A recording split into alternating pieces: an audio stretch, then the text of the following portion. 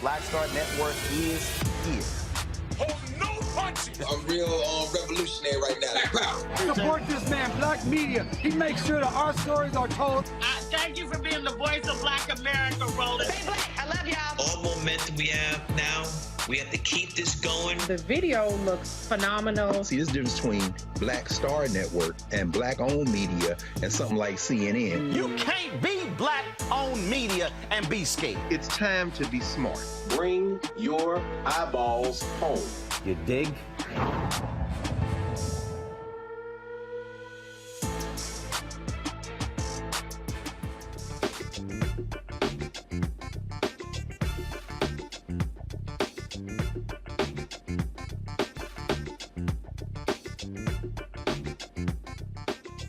Today is Thursday, March 30th, 2023. Coming up on Roland Martin Unfiltered, streaming live on the Black Star Network. Breaking news.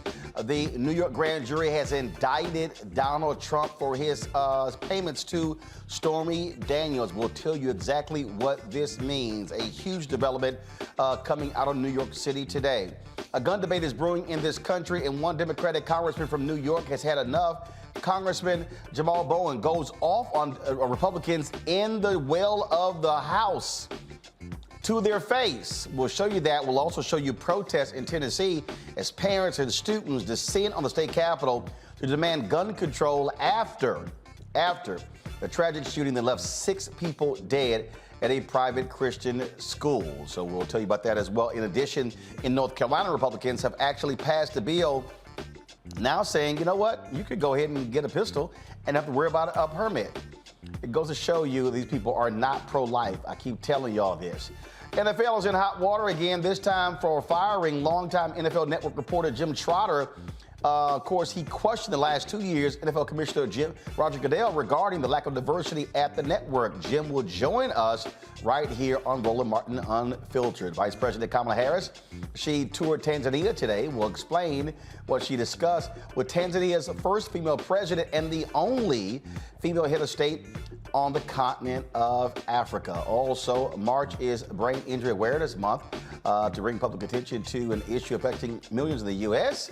We'll talk directly with our Thursday panelist, Erica Savage, founder of and host of the Reframe Brain podcast. Folks, a lot to break down. In addition to that, Tennessee State Republicans in Tennessee are trying to fire the entire board of trustees.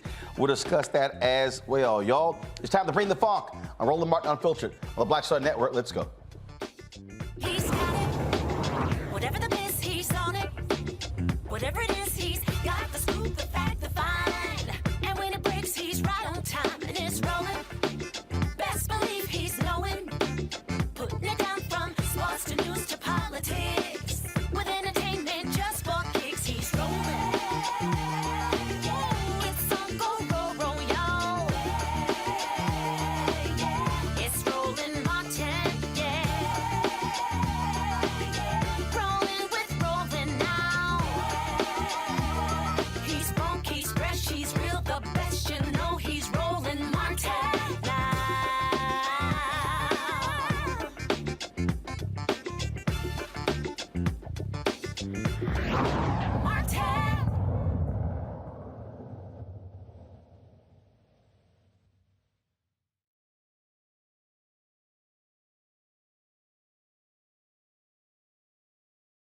New York grand jury with regards to the Stormy Daniels case. Remember, we've been talking about this for quite some time.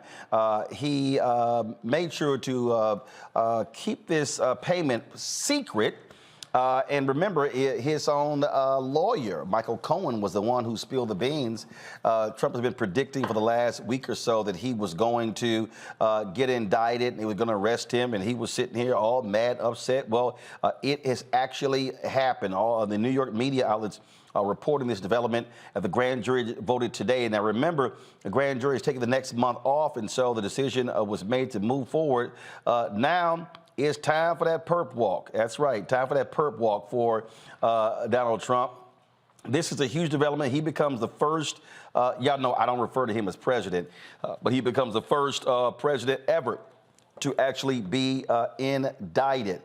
This right here is the front page of the New York Times right now. Grand jury votes to indict Trump. And again, it all stems from him paying hush money to the porn star Stormy Daniels. Of course, this is a huge, and again, Republicans have been defending him left and right, but now they are going to have to try to explain this one. We're going to be talking to some lawyers about this. I'm going to talk to a couple of our panelists right now. Greg Carr, Department of Afro-American Studies at Howard University. Greg is in studio. Erica Savage, host of the Reframe Brain, also with us as well. This obviously is huge news. I also say great news. A lot of people say we're not again, didn't think we're going to see this day. But this is the thing that I keep saying, Greg. The sign above the Supreme Court, etched in stone, equal justice under law. This man has been getting away with things for a very long time. Now he has to pay the piper. Absolutely. I mean, it'll be interesting to see. Is he going to show up for his fingerprinting with all the Secret Service? You know, I mean, hey, congratulations to Brother Alvin to do that. He's still got to wait on Fannie Willis in Atlanta and the federal indictment. But I guess the question we have is this help him or hurt him? Quite frankly, because you can run. I don't think anybody gets in. I don't think if you get indicted, it helps. Really? Yeah, I don't think. And look, at the end of the day, the man said, I could shoot somebody on Fifth Avenue. He did. And my people are still going to vote for me. And so it wasn't the case. And when I listen to the likes of Bill Maher and Van Jones talk about how he shouldn't get indicted, to me, that's utter bullshit. Because the reality is, it's brothers and sisters every day. No question. Who get indicted for small stuff. This man has subverted the law repeatedly and has never had to pay the price. Now he has to now face the music, Erica. Absolutely. I mean, we're talking about decades of him subverting the law, to use your language. particularly when we're thinking about when he and his father, Fred Trump, were sued by the Department of Justice under the Nixon administration for really going against one of the three major parts of federal legislation that ensure that people are able to get fair and equitable housing. So here we are, a person who, for all that we pretty much know, bought his seat to assume a presidency, twice impeached, someone who led an insurrection, not 10 years, we're talking about 2 years ago. That's right. So, you know, to know that a booty call is going to cost him a perp walk, I'm here for it. The son of a Klansman has his day. So, and again, when we talk about this indictment, when we talk about the importance of it, Alvin Bragg was criticized early on when they were investigating him for other crimes, and then he pulled back from that. The previous DA chose to pass that on. And then there were a couple of prosecutors who actually resigned from the office because they felt they had enough to actually prosecute him. Some Greg, have said this is the weakest case, but I still sort of laugh at when people say that, because the reality is this notion, whether something is weak or strong, did you break the law? It's as simple as that. And he doesn't get a pass just because he used to sit in the old office. Well, Roland, you know, I was watching you all's coverage of Randall Robinson the other night. And, you know, Robinson, when he left this country, and by the way, I love those pictures of y'all down there in St. Kitts, boy, I was like, wish I could have been down there with you. He's like, I left this country because if you don't believe in this country, why do you think I would believe it? George Washington had us enslaved. I can't believe it any harder than he can. I'm leaving. In this case, sure, Stephanie Clifford, it wasn't even the sex. It's the fact that you lied about it. Yes, he technically broke the law. But if Trump is indicted, even if he's convicted, he could still run for president. In other words, what you said is true. His supporters are not going to leave him, and the real test will be whether they believe in the rule of law, and we know that they don't. So of course not. First of all, they don't believe in the rule of law because we saw with January 6th. Exactly. So, so they absolutely what you wrote about. Don't believe in the rule of law. That's right. You know, and so I think, you know, again, people just have to understand what's at play here, and I just love all the excuse making. Yeah.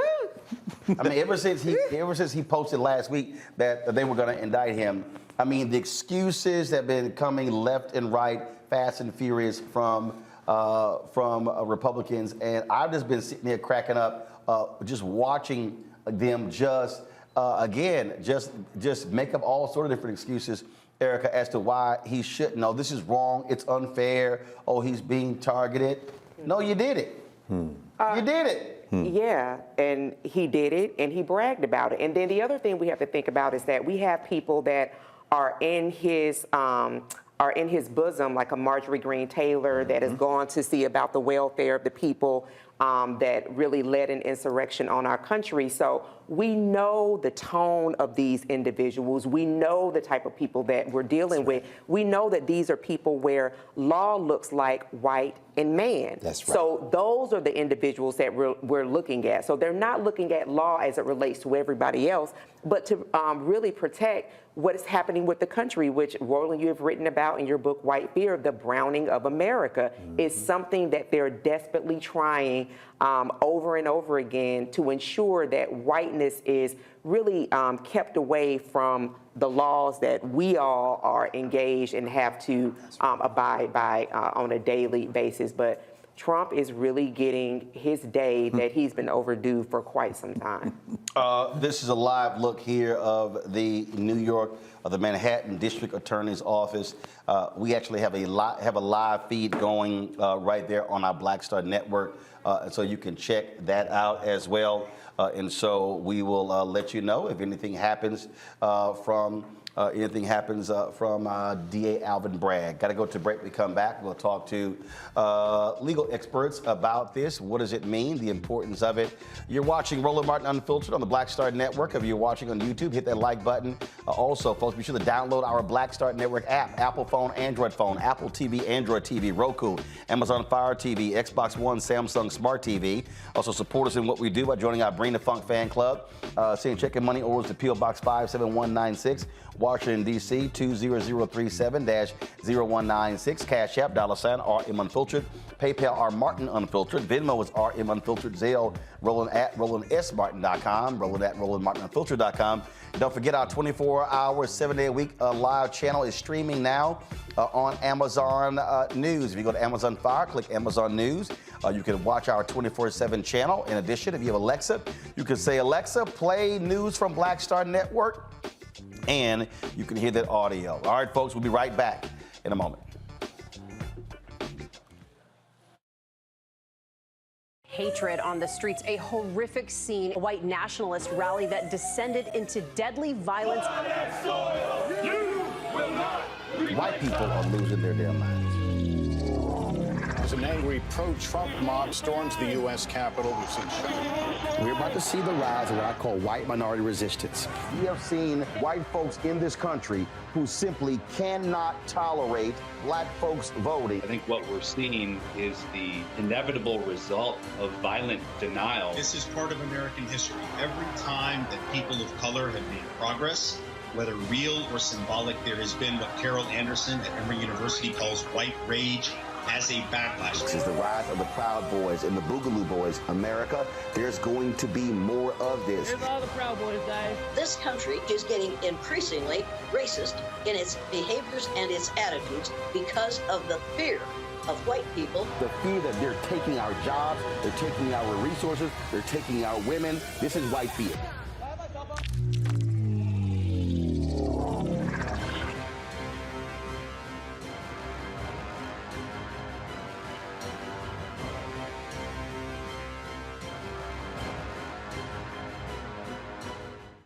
Deborah Owens, America's Wealth Coach, and my new show, Get Wealthy, focuses on the things that your financial advisor and bank isn't telling you, but you absolutely need to know. So watch Get Wealthy on the Black Star Network.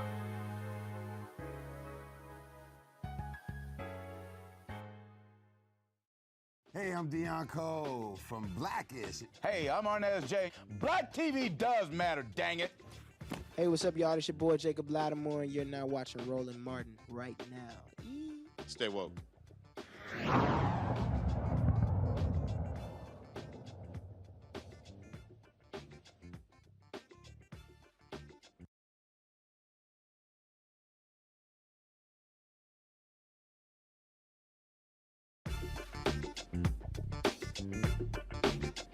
All right, folks, welcome back to Breaking News. Donald Trump has been indicted by a New York grand jury. Joining us right now is attorney Monique Presley.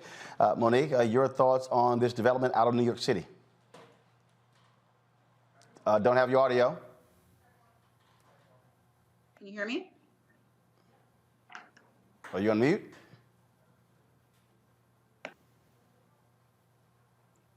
I don't think so. Can you hear me now? All right, I can hear her through the control room. I can't hear. So, come on.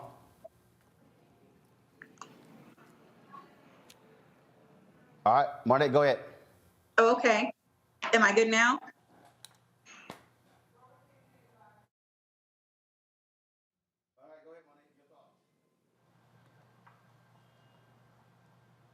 Yep, go ahead, Monique.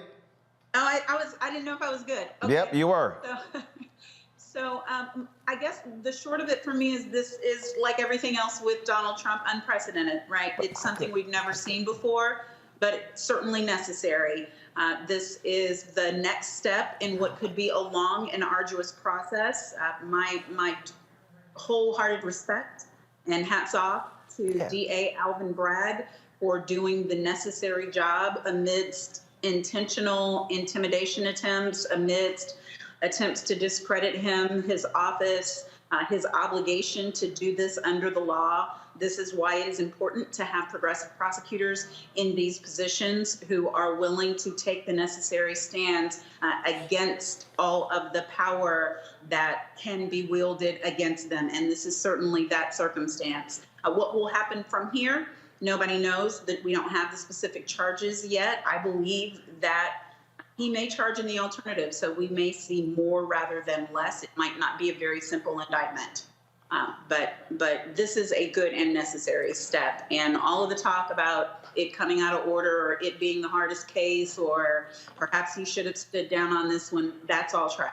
That's all ridiculousness. He has one job to do, and that is to be the enforcer. He is to figure out through investigation whether a crime has been committed, and the grand jury belongs to the prosecutor. So when he took them his evidence, they did what grand juries do. They voted and gave him an indictment. You know, I get a kick out of these law and order conservatives who love to sit here and tout just how they believe in the rule of law and how all these things absolutely matter. So I see this tweet from conservative Eric Erickson. Go to my iPad. He goes, Democrats just fast-tracked Donald Trump back to the White House. Now, I tweeted back, yeah, you said his ass was going to win last time, and he didn't. You know, and again, this whole, the reason I find this to be hilarious, how they have this belief, is because they actually act as if when details start coming out, when they start presenting evidence, showing how he lied, showing, and we know he's going to lie about lies. So this notion that that's not going to have an impact is hilarious. And then the other people go, oh, this is the weakest of all the cases. The bottom line is this here. Did you do it or did you not do it? And the reality is we know what this fool did. And then you have Alan Dershowitz out here saying, oh, Alvin Bragg could be disbarred for putting a witness on the stand who's a known liar in terms of Michael Cohen. I'm like, dude, go sit your ass down with the lies. Again, they will make up anything to cover for this thug in chief. Well, and that really, the last part that you mentioned, that's what I mean by just the shameful displays by members of the bar who know better, who know that they themselves, when they were prosecutors, would call snitch after snitch after snitch, who had lied and lied and lied, and put them on the witness stand and get their indictments, get their charges, and keep it moving. They would make the deals and then put the liar on the stand. They would prep the liars to put them on the stand. And so it's incredulous to me that what is happening is exactly as we've said so many times before. They're fine with everybody voting until we use the votes to wield power against those who expect to be able to get what they want from this country, to be elected and stay in power. You wrote a whole book about it. They're fine, right, with law and order and with crimes being charged and laws being enforced until that power is used to reach the nth percent, to reach those who have up until now, for centuries in this country, evaded consequences under the law. So you are going to see hypocrisy like we've never seen it before. You are going to see the conservatives abandoning further all of their principles, and you are going to see them attack this one black man who had this one job to do. So I hope that at least in our communities, and that all people of goodwill who understand that democracy only works when there is a rule of law, will support him and other prosecutors like him who have a job to do. You know, I gotta laugh. You know what? Let me just see if I can just pull this one up, because I think this one is pretty funny. And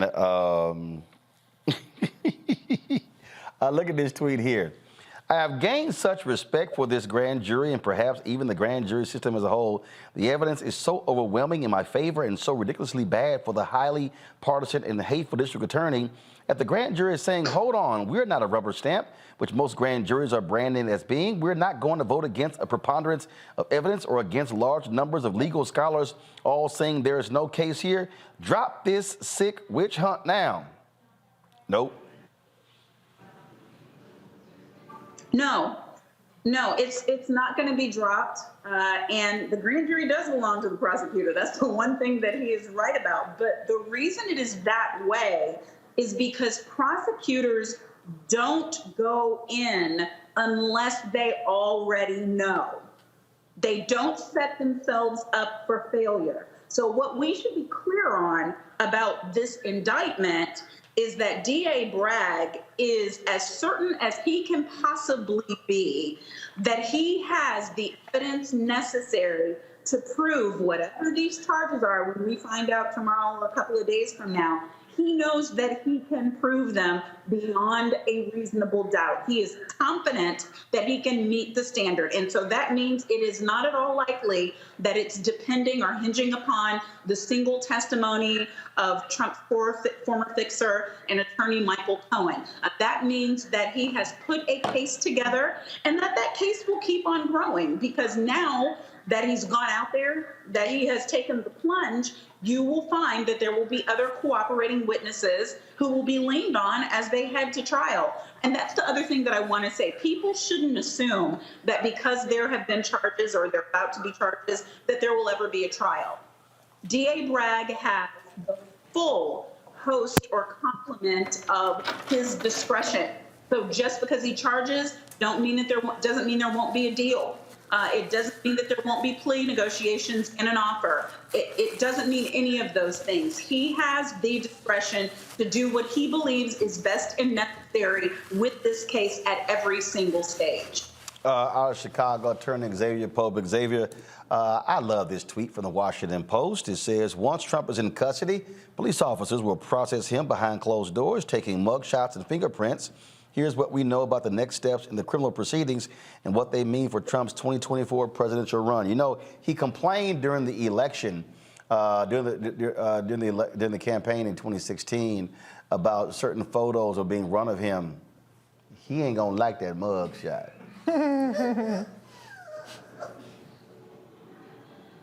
Xavier, I think you there?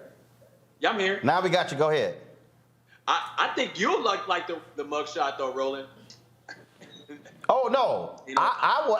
Matter of fact, I might print that sumbitch out and put it on the wall here in the office. I got a George W. Bush photo here, autographed by him. I got a couple of shots, a shot of Hillary, the art piece on Obama. Yeah, I might print that sucker out and put it on the wall. I ain't gonna frame it. I probably tack it. There's a lot of people, Roland, and I'm not mad at you, but there's a lot of people who have wanted this former president to be held accountable for his criminality, his corruption, and usurping the law for his own benefit, for his own political and financial gain. And I think that this potentially starts the process where now the door and the floodgates have opened for this former president to actually be held accountable. And so I think that this is something that the country needs to have happen, so that you are not above the law. You can't break the law and expect to get away with it. But DA Bragg, I'm going to tell you right now, Roland, today his life is now officially in jeopardy. This is a black man who went after a white supremacist leader who had attempted to lead an insurrection against this country on the back of being upset about black and brown votes. This is a declaration of war to MAGA America, racist America, white supremacist America. Well, absolutely. And when I look at what's going on here, I can't say that. Again, I'm upset. As Malcolm X said, chicken's coming home to roost, Monique. Yes, and I believe that this is the beginning, that this is not the end. We are seeing and hearing nothing but confirming reports regarding what we can expect to happen in Georgia and the other cases that are alive and well against him. He's not getting any rulings in his favor. He's being required to testify in different places. Now, that is the other thing that may end up stalling, and people should expect. The civil suits, the civil cases that are going on against him are likely to come to a screeching halt as of right now, at least anything regarding his testimony, because the defendant has rights. And one of his rights is to not be forced to incriminate himself by testifying under oath. And for Trump to open his mouth is to lie, but certainly his lawyers will likely be successful in the civil arena in keeping him from having to testify in court, having to be deposed in those matters until this and any other criminal prosecutions are resolved. Now that's civil, Xavier. He still may get indicted in Georgia. Yeah, he still may be indicted in Georgia. I mean, that's also another black DA there, and so which has a completely different set of circumstances, a completely set of facts. So definitely correct that some of the civil action could be potentially stalled or slowed to some degree, but this is another step in the direction.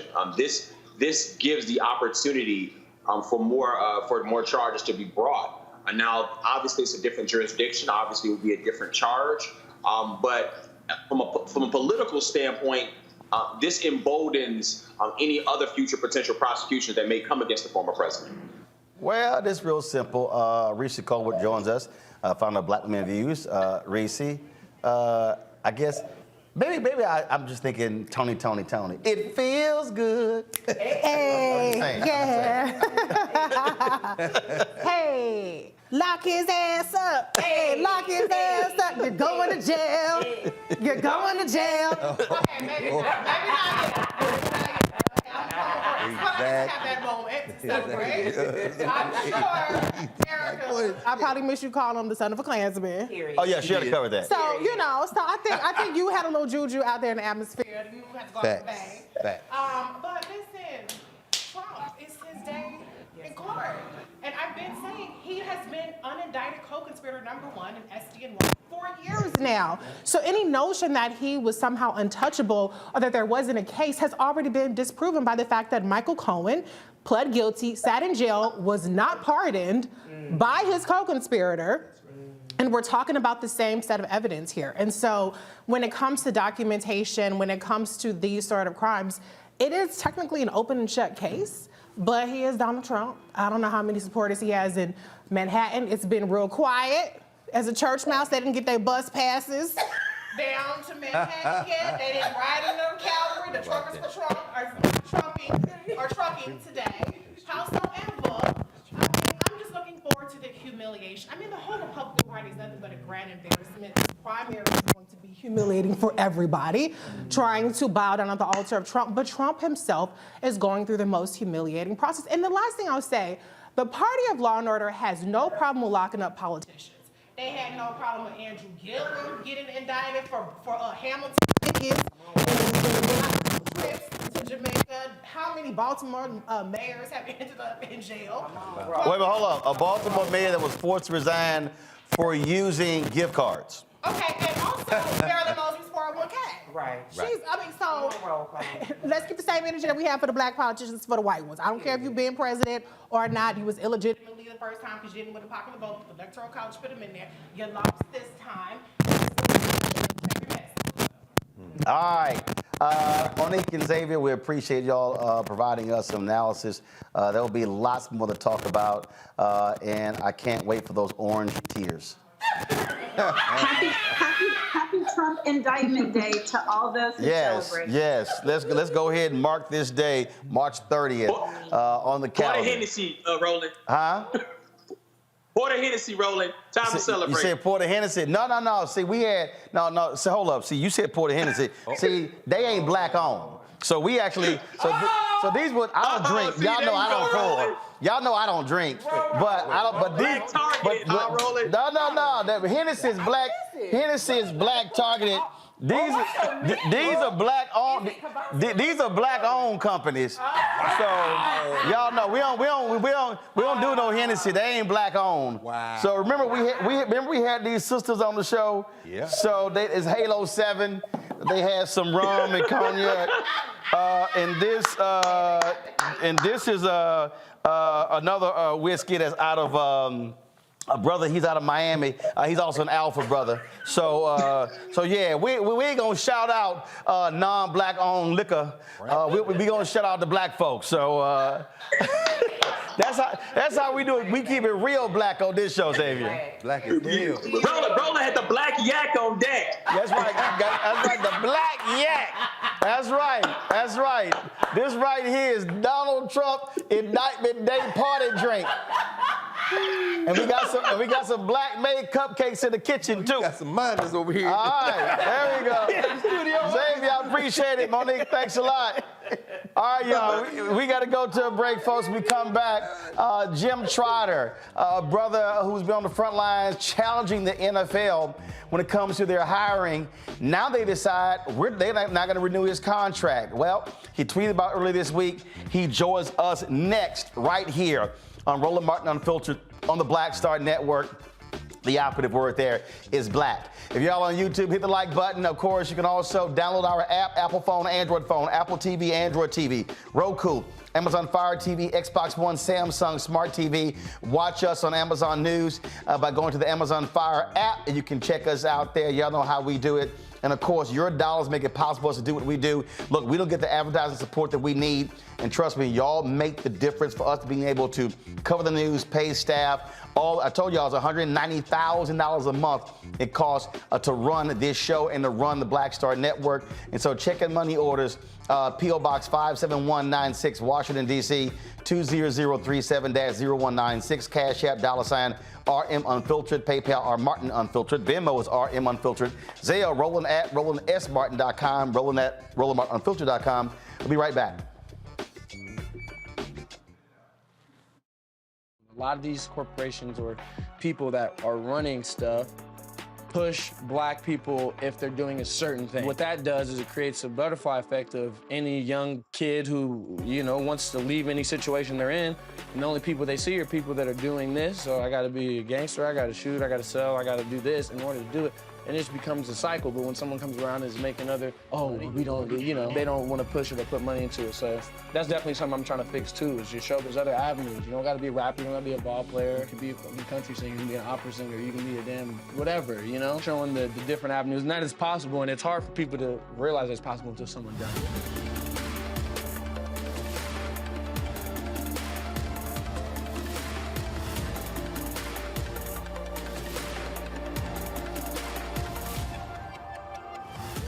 Hatred on the streets, a horrific scene, a white nationalist rally that descended into deadly violence.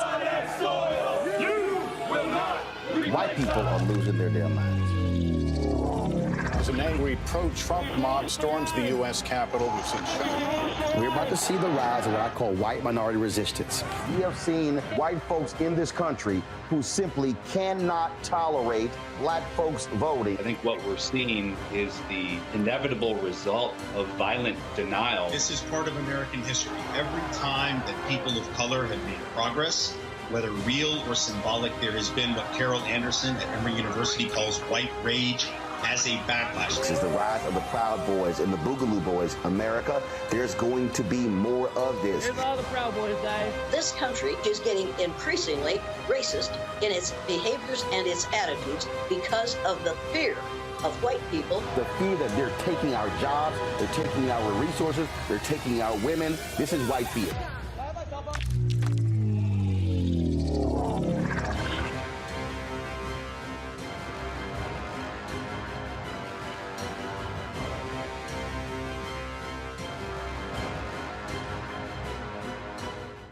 When you talk about blackness and what happens in black culture, we're about covering these things that matter to us, speaking to our issues and concerns. This is a genuine people-powered movement. There's a lot of stuff that we're not getting. You get it, and you spread the word. We wish to plead our own cause. Too long have others spoken for us. We cannot tell our own story if we can't pay for it. This is about covering us. Invest in black-owned media. Your dollars matter. We don't have to keep asking them to cover our stuff. So please support us in what we do, folks. We want to hit 2,000 people, $50 this month, raise $100,000. We're behind $100,000, so we want to hit that. Y'all money makes this possible. Check some money orders. Go to P.O. Box 57196, Washington, D.C., 20037-0196. The Cash App is $RM Unfiltered. PayPal is R Martin Unfiltered. Venmo is RM Unfiltered. Zelle is Roland at RolandSMartin.com. Coming up on the next Black Table, a conversation with Professor Howard W. French on his new book, Born in Blackness, covering 600 years of global African history and helping us understand how the world we know today is a gift from black people. There could have been no West without Africa and Africa. That's on the next Black Table with me, Greg Carr, only on the Black Star Network. Pull up a chair, take your seat at the Black Table with me, Dr. Greg Carr, here on the Black Star Network. Every week, we'll take a deeper dive into the world we're living in. Join the conversation only on the Black Star Network. Hi, I'm Dr. Jackie Hood Martin, and I have a question for you. Ever feel as if your life is teetering and the weight and pressure of the world is consistently on your shoulders? Well, let me tell you, living a balanced life isn't easy. Join me each Tuesday on Black Star Network for A Balanced Life with Dr. Jackie. We'll laugh together, cry together, pull ourselves together, and cheer each other on. So join me for new shows each Tuesday on Black Star Network, A Balanced Life with Dr. Jackie.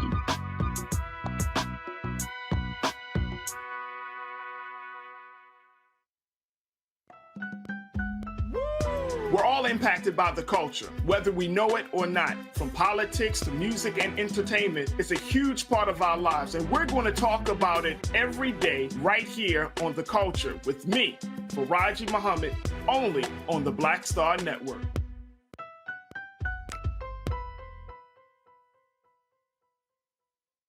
I'm Deborah Owens, America's Wealth Coach, and my new show, Get Wealthy, focuses on the things that your financial advisor and bank isn't telling you, but you absolutely need to know. So watch Get Wealthy on the Black Star Network.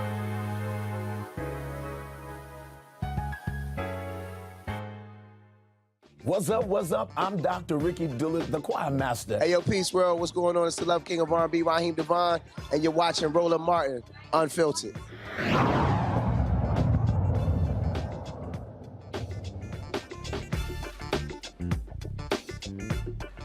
All right, y'all. Last year, Jim Trotter asked this question to NFL Commissioner Roger Goodell while the other media was there asking about all kind of other stuff. Jim chose to use his time to ask this. Also for you, and since they're not here, I'll ask you, as I always say. In your initial statement, the league's initial statement, it said that diversity, equity, and inclusion were core principles of the NFL. And I need to provide some context before I can ask you about that statement. In the 100-plus year history of this league, 24 of 32 franchises have either had one black head coach or no black head coaches. And to make sure I get the names right, I'll read them off here. We've got the Bills, the Commanders, the Cowboys, the Falcons, the Giants, the Jaguars, the Panthers, the Patriots, the Rams, the Ravens, the Saints, the Seahawks, the Titans, who have never had a black head coach. That's nearly half the league. Majority black owner. There's only been one black club president. We look at the GMs, now we're up to 7. 5 of those were hired in the last 12 months. We're now at 3 black head coaches, 2 of whom were hired after Brian Flores filed his lawsuit. So it's easy to focus on the owners here, but I want to put of the top 11 executives there are only 2 people of color. When we look at NFL Media Group, where I work, there is not one black person at the senior level in the newsroom who makes decisions about a league whose player population is 70% black. So as a member of the media group and as a black man, I ask, why does the NFL and its owners have such a difficult time at the highest level positions? Yeah, Jim, listen. So that was the question. So that was a question Jim asked last year. Well, Roger Goodell promised that they would improve. Well, this is this year's Super Bowl. Hey, Roger, Jim Trotter, NFL Media. You and other league officials have said that the league's commitment to diversity, equity, and inclusion extend beyond the sidelines and beyond the front offices and is applied to all aspects of the company. I've worked in NFL media for 5 years. During those 5 years, we have never had a black person in senior management in our newsroom. That's a problem because we cover a league who, according to league data, the player population is 60 to 70% black, which means that there is no one who looks like these players at the table when decisions are being made about how they are covered. more concerning is that for a year plus now, we have never had a full-time black employee on the news desk, which again is a problem because we cover a league whose player population is 60 to 70% black according to league data. I asked you about these things last year, and what you told me is that the league had fallen short and you were going to review all of your policies and practices to try and improve this. And yet a year later, nothing has changed. You know, James Baldwin once said that I can't believe what you say because I see what you do. And so I would ask you as an employee, when are we in the newsroom going to have a black person in senior management, and when will we have a full-time black employee on the news desk? Well, Jim, I am not in charge of the newsroom, Now, Goodell says, I'm not in charge of the newsroom, but you're the commissioner and the league owns the network, so you actually are in charge of the newsroom, Roger. Joining us right now, Howard University graduate Jim Trotter. Jim, glad to have you here on the show. So you've been in the NFL Network 5 years. This decision is made. You had a hugely popular podcast with the network, made them money. And then you out there asking... That they didn't want to pay us for. Huh? That they didn't want to pay us for. Right. They're making them money, but they want to pay you and Sam Weiss for. Steve Weiss. Steve Weiss. Sam Weiss was the NFL head coach. So were you caught by surprise by this decision of being laid off? No, Roland, you know this. When you understand who you're dealing with, it's easy to anticipate their moves. And so I knew when I started asking the commissioner about this publicly, and what people don't know is that I had been asking this question internally in the newsroom for 2 years as well. I always knew this was a possibility. And so when it came to pass that they said they weren't going to renew my contract, I wasn't caught off guard. I was disappointed from the standpoint that what they had said internally for the past 2 years is hold our feet to the fire as it relates to diversity, equity, and inclusion. And so I tried to do that. And every time I challenged them on this, I would not get answers. I would get what you heard from the commissioner. And so when he says he doesn't manage the newsroom, technically he's right. Directly he doesn't, but indirectly he does from this standpoint, as you pointed out. New York, the league office, sets our budget in the newsroom. It sets our head count in the newsroom. The manager of the newsroom has to report to the people in New York and has to report the diversity numbers. So if this was a point of concern about the league, the commissioner would know about this and something would be done about it, but they have not done anything about it. Think about this again, and this is really important. You have a player population that's 60 to 70% black, and that's by the league's own data. We don't have one executive, black executive, in the newsroom. We don't have one black copy editor in the newsroom, and we don't have one full-time black employee on the news desk. What am I missing here? I mean, when I was brought up in journalism school, I was taught that your newsroom, as best it can, is supposed to reflect the community that it covers. That's not happening here, Roland, and to me that is an issue. And also an issue is the way that we have covered up for owners in the league office, and I will get into that at the appropriate time, which is not now, but when you combine the two, it's clear why I think my asking these questions played a role in my contract not being renewed. Now, normally how these things work, network folks will give agents a heads up months before that decision. Did they have any conversation with your agent? They told my agent back in November, we don't see any reason we wouldn't bring Jim back. Everybody loves Jim. Now, it may come with a pay trim because we're reducing salary, but we see no reason he wouldn't be brought back. That was in mid-November. Now let's fast forward to the scouting combine, which was 3 weeks after the Super Bowl. I get called in and I get asked, are you in alignment with the newsroom? And I said, no, I'm not. How can I be in alignment with the newsroom when you guys profess that diversity, equity, and inclusion are core principles of the NFL, and yet that's not reflected in the actions? And I get, yeah, I thought that. And then I was told, you know, it's really hard to fight corporate headwinds. Sometimes you have to compromise. And then I laid out all the areas that I thought I had compromised, and I told them there's one place I'm not going to compromise, and that is with my integrity. And I stand on that. There's been an outpouring of support from other journalists, other black journalists. Folks have been commenting on social media as well. And I'm sure you've gotten text messages and phone calls and folks saying, Jim, attaboy. But, one of the things that I remember very well from my days at CNN, it's a whole lot of people who I call our parking lot militants, where when you're in the parking lot, they got a lot of stuff to say, but when it's time to go back in that building, sometimes you're the only person who is standing saying something. And clearly you knew when you were asking these questions publicly that was going to be a price to pay. I absolutely understand that, been there, done that. And what people don't understand is for people to realize that there is a price to pay. When you have that personal integrity, when an issue is that important.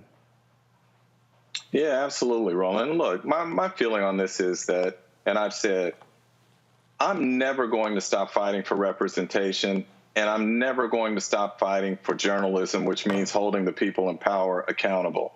So if it means that it was going to cost me my job here, that's fine. I'll find another job.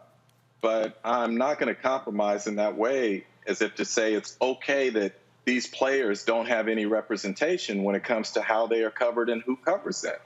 And the sad part to me is, like, there are folks in the newsroom. My immediate supervisor asked one of my colleagues, why does Jim keep focusing on this?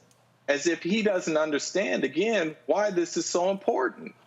And I don't know how to respond to that other than to say, I'm going to keep fighting this fight. And I'm going to keep bringing it up. I'll tell you a story. We have, every summer, the NFL Media Group has what it calls a talent summit, media summit. They bring all the talent out to L.A., right? So for a day and a half of meetings. So we get in a breakout session, a private session, and the head of the network is there, and he tells us, this conversation is off the record, meaning you guys can ask whatever you want. I'll give you the answer. So I asked him, I said, I just listened to you up on the stage talk about how we have made progress as it relates to DEI. And I said, up on the stage with you was 3 or 4 other white men. I said, there was no one who looked like me. So how am I to believe that we have made progress as it relates to DEI? And then I said to him, I said, we don't even have a full-time black employee on the news desk. And he said to me, yes, we do. And I said, no, we don't. He said, I walk through the newsroom every day. I see them. Yes, we do. And I said, give me one name. Give me one name and I'll drop it. And his response to me was, well, I can't think of one right now, but I will get back to you. That was last June. Do you think he ever got back to me? No, because there isn't one. As if you didn't know the answer to the question you raised. It's like reporters still report outside and inside. Jim, hold tight 1 second. I got to go to break. We're going to pick this back up. We come back right here on Roland Martin Unfiltered on the Black Star Network. Back in a moment. Hatred on the streets, a horrific scene, a white nationalist rally that descended into deadly violence. White people are losing their damn minds. As an angry pro-Trump mob storms the U.S. Capitol, we've seen We're about to see the rise of what I call white minority resistance. We have seen white folks in this country who simply cannot tolerate black folks voting. I think what we're seeing is the inevitable result of violent denial. This is part of American history. Every time that people of color have made progress, whether real or symbolic, there has been what Carol Anderson at Emory University calls white rage as a backlash. This is the rise of the Proud Boys and the Boogaloo Boys. America, there's going to be more of this. Here's all the Proud Boys, guys. This country is getting increasingly racist in its behaviors and its attitudes because of the fear of white people. The fear that they're taking our jobs, they're taking our resources, they're taking our women. This is white fear.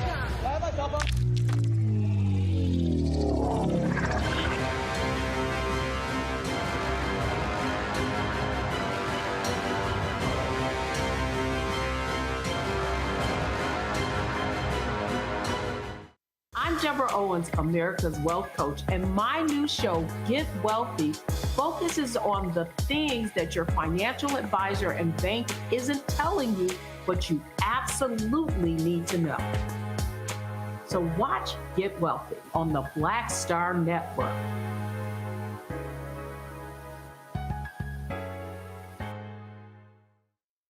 Hey, I'm Donnie Simpson. Hi, I'm Eric Nolan. I'm Shantae Moore. Hi, my name is LaToya Luckett, and you're watching Roland Martin Unfiltered. All right, folks, welcome back. Roland Martin Unfiltered right here on the Black Star Network. We're talking with Jim Trotter with the NFL Network. Has really been challenging them on these issues. Here's one of the things, Jim, I've said to people all the time. DEI is bullshit. And frankly, look, when 75% of the DEI jobs are white people, and you would think that and that's at least the one job you might find some people of color, it goes to show you. And what it does is it makes them feel good. All of these companies, they put out these wonderful statements and they put Instagram posts and social media posts. But someone said something yesterday that budgets. Can I before you get to that, can I make a point on that? Go ahead.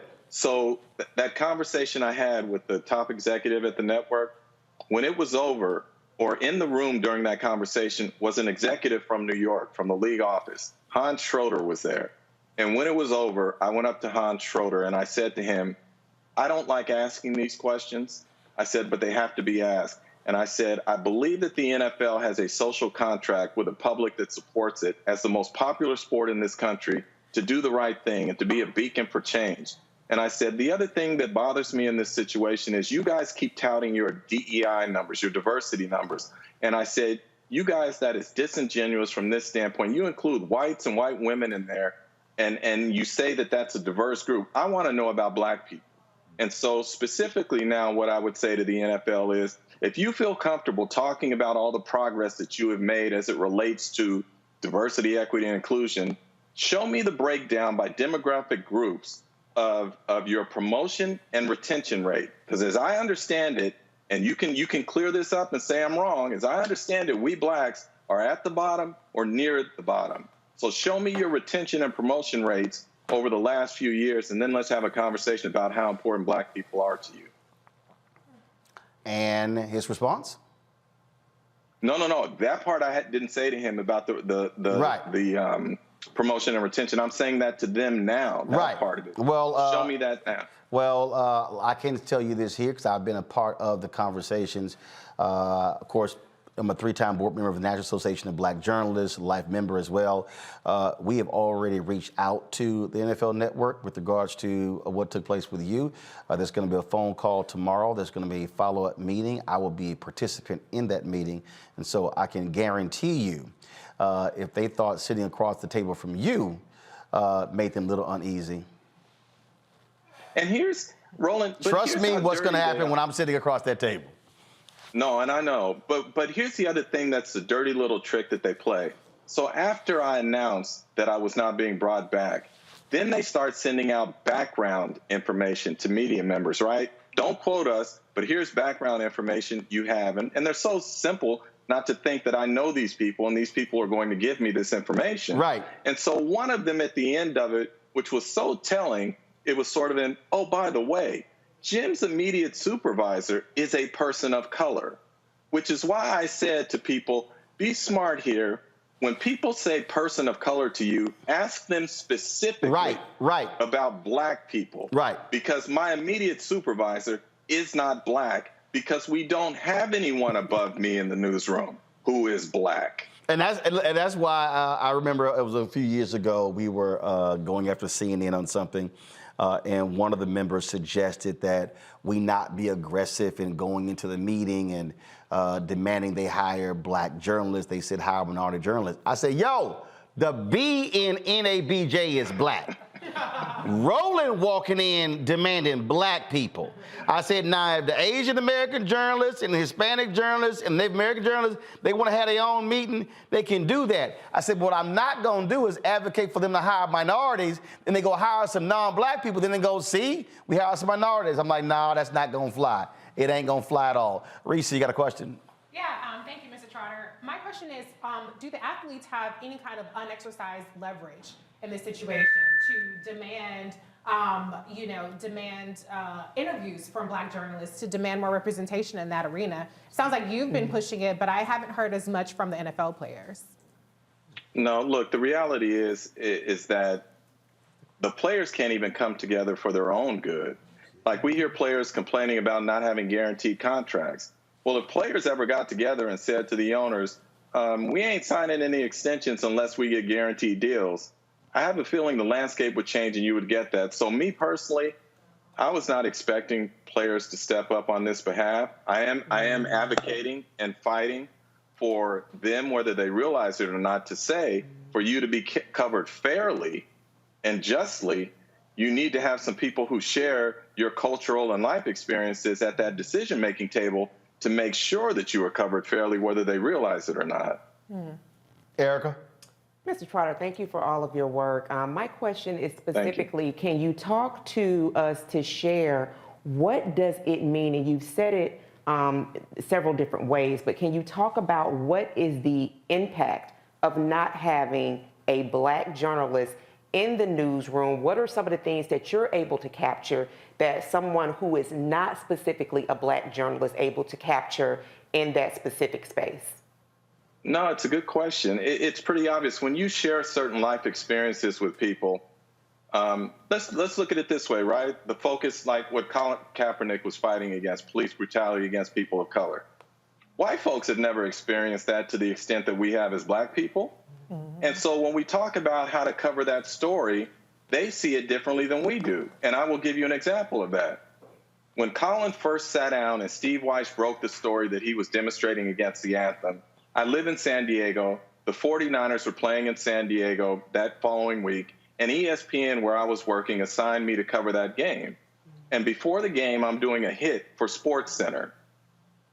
And the anchor back in Bristol, Connecticut is framing the question in such a way that Colin is being disrespectful to the flag and to the military and all of these other groups. And as I'm listening to it, I said to myself, am I going to let him create this narrative, or am I going to step up and say, no, that's not what he's demonstrating against? And so because of my life experiences, I took the other tack and said, no, this is what he is demonstrating against. So that's my point to you. White folks probably saw that situation a lot differently than we as Black people saw that. And the fact that we could be at the table to say, have you considered looking at this story this way, makes it so important for Colin Kaepernick and for Black players. And again, with 60 to 70% of the league being Black, I think it's important that they have representation at the table. Great. Thank you, Roland. And thank you, Brother Trotter. You were trained by some of the giants. I think about the great Sam Yet, who, of course, Tennessee State University. And Dr. Lee Thornton. No question. And Dr. Lee Thornton. No question. These brothers and sisters who fought these battles in these newsrooms in the 60s and 70s. You know, the article that Sports Illustrated did covering this moment, I know they opened that article by saying that this might demonstrate the limits of media when it comes to confronting figures of power. How do you assess what is going on right now in your experience against the long arc of Black struggles to break this up? I mean, what are the limits of media, and how important even is spaces we control, whether it be your podcast or Black Star Network, to kind of counter some of this? I think it's just, are you willing to fight? It really is that simple for me. Are you willing to stand up and fight? Really? It's just that simple to me. So if you're just going to go along to get along, we're never going to make change. But I have said to even players about some of the things they're fighting for, and Black coaches, I have said to them about what they are fighting for in terms of representation as head coaches, that there is not progress without sacrifice. And we have learned that from the civil rights movement. So if it means I'm taking a hit for us to make some progress, I'm good, because I'll get another job. That doesn't worry me. But if what is happening now in terms of Roland meeting with the network, or NABJ meeting with the network, or others exposing what's going on, leads to us having representation in that newsroom, I'm good. And believe me, I will sleep fine and comfortably because of that. Jim Trotter, man, always appreciate it. I can, you know how I roll. And I can guarantee you, when we sit across that table, it's going to be straight, no chaser, and folk can't come with the people of color stuff. I'm like, no, I done seen that movie way too many times. And so we appreciate your work. Let us know where you're headed next. And you always got a place to come here and chat. I appreciate you, brother. I appreciate all the work that you do, sincerely. Jim, thanks a lot. Thanks, Roland. All right, folks, got to go to a break. We come back. We're going to talk more about, again, Jim said sacrifice and what we have to be willing to do. Yesterday, I mentioned the Clorox company, the amount of money that black people spend on their products, and they got to answer some questions. How much are you spending with black people? I'm going to rope these two things together to unpack for our audience. You're watching Roland Martin Unfiltered on the Black Star Network. Pull up a chair, take your seat. The Black Tape with me, Dr. Greg Carr, here on the Black Star Network. Every week, we'll take a deeper dive into the world we're living in. Join the conversation only on the Black Star Network.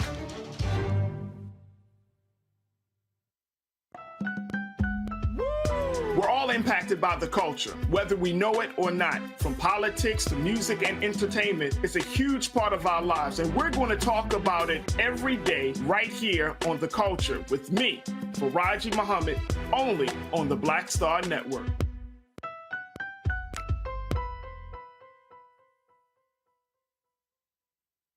On the next A Balanced Life with me, Dr. Jackie, re-entry anxiety. A lot of us are having trouble transitioning in this post-pandemic society and don't even realize it. We are literally stuck between two worlds, in purgatory. How to get out of purgatory and regain your footing and balance. What emotions they're feeling and being able to label them, because as soon as you label an emotion, it's easier to self-regulate. It's easier to manage that emotion. On the next A Balanced Life on Black Star Network. Hi, I'm Vivian Green. Hi, this is Essence Atkins. Hey everybody, this is your man Fred Hammond, and you're watching Roland Martin, my man, Unfiltered.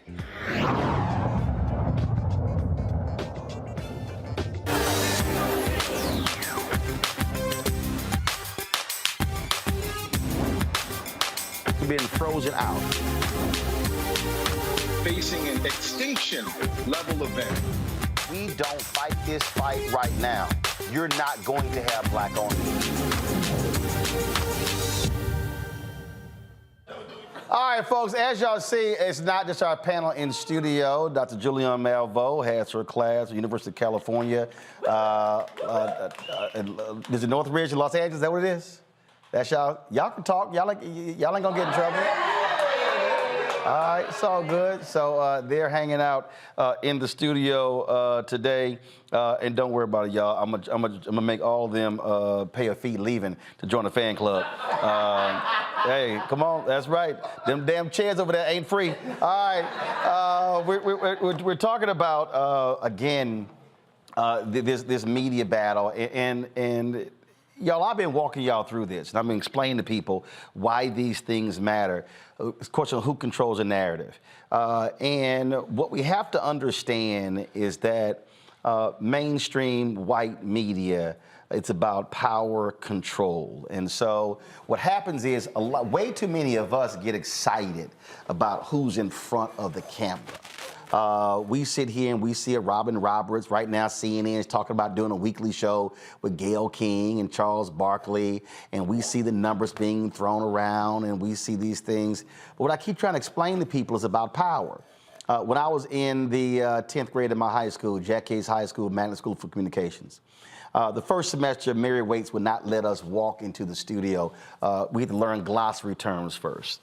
And I'll never forget when we the second semester, the first day, she unlocks the door, and all the students rush to the set. And so I'm watching all them rush to the set, and I turn to her, she's to my right, I said, "Where does a person sit who tell them what to do?" And she says, "Well, they sit over there in the control room." I said, "Well, I'll be in the control room."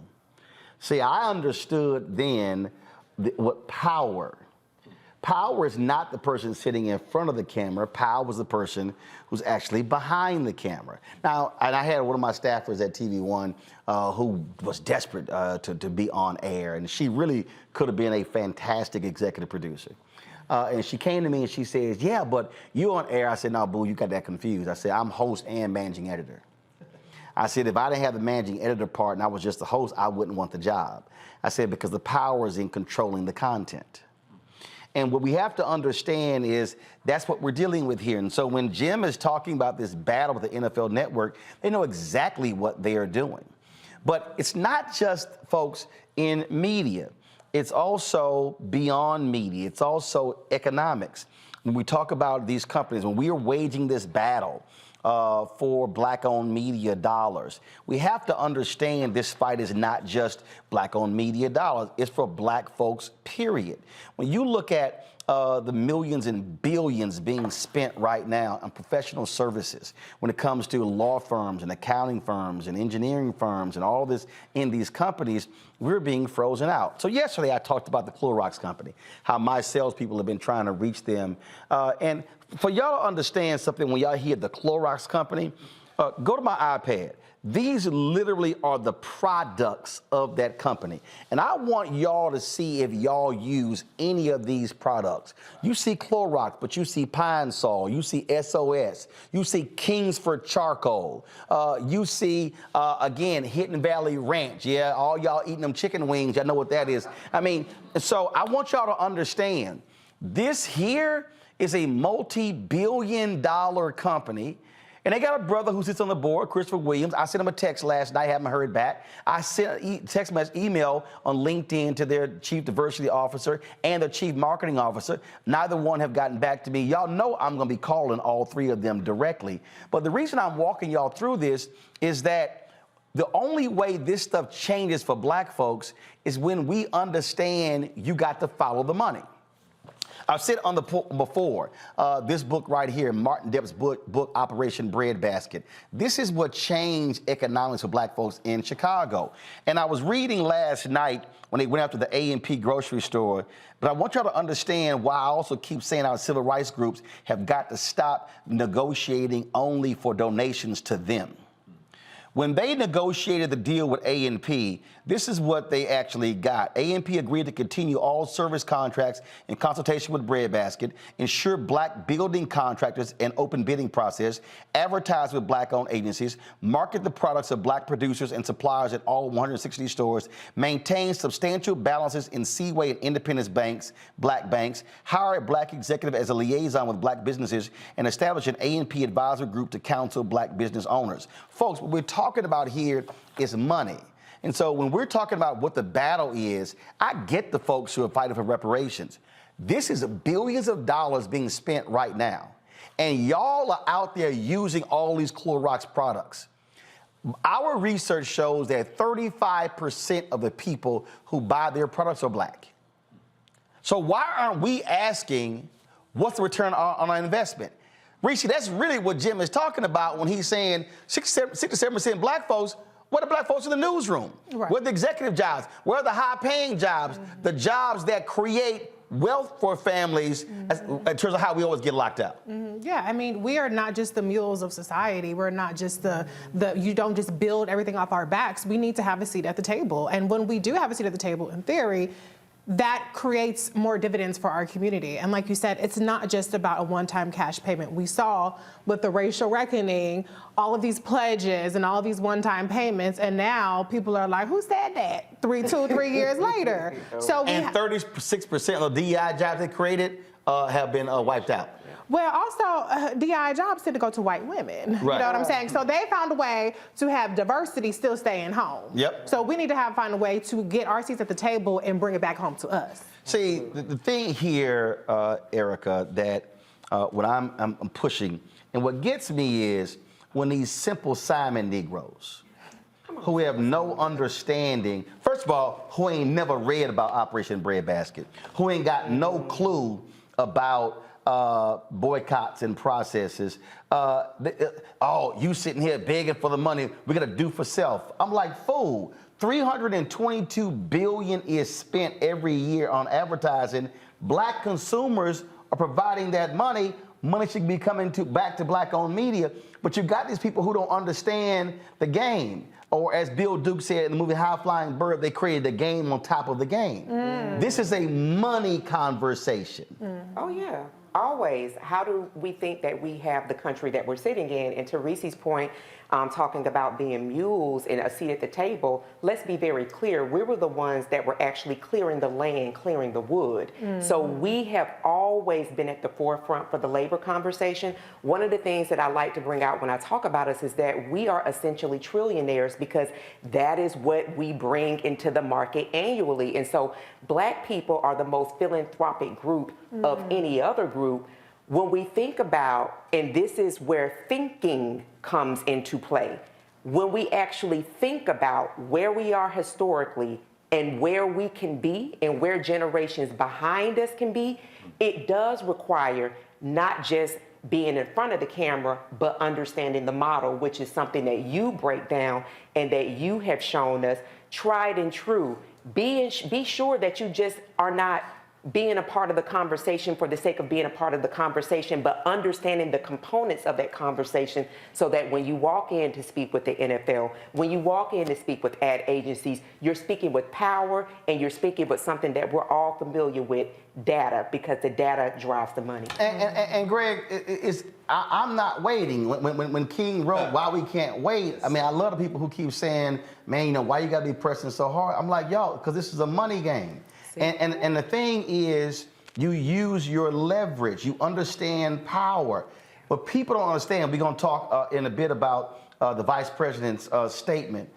Thank God she's there because the White House didn't issue a statement on the death of Randall Robinson. That's right. The vice president did. Right. The thing is that apartheid was brought down by hitting the money.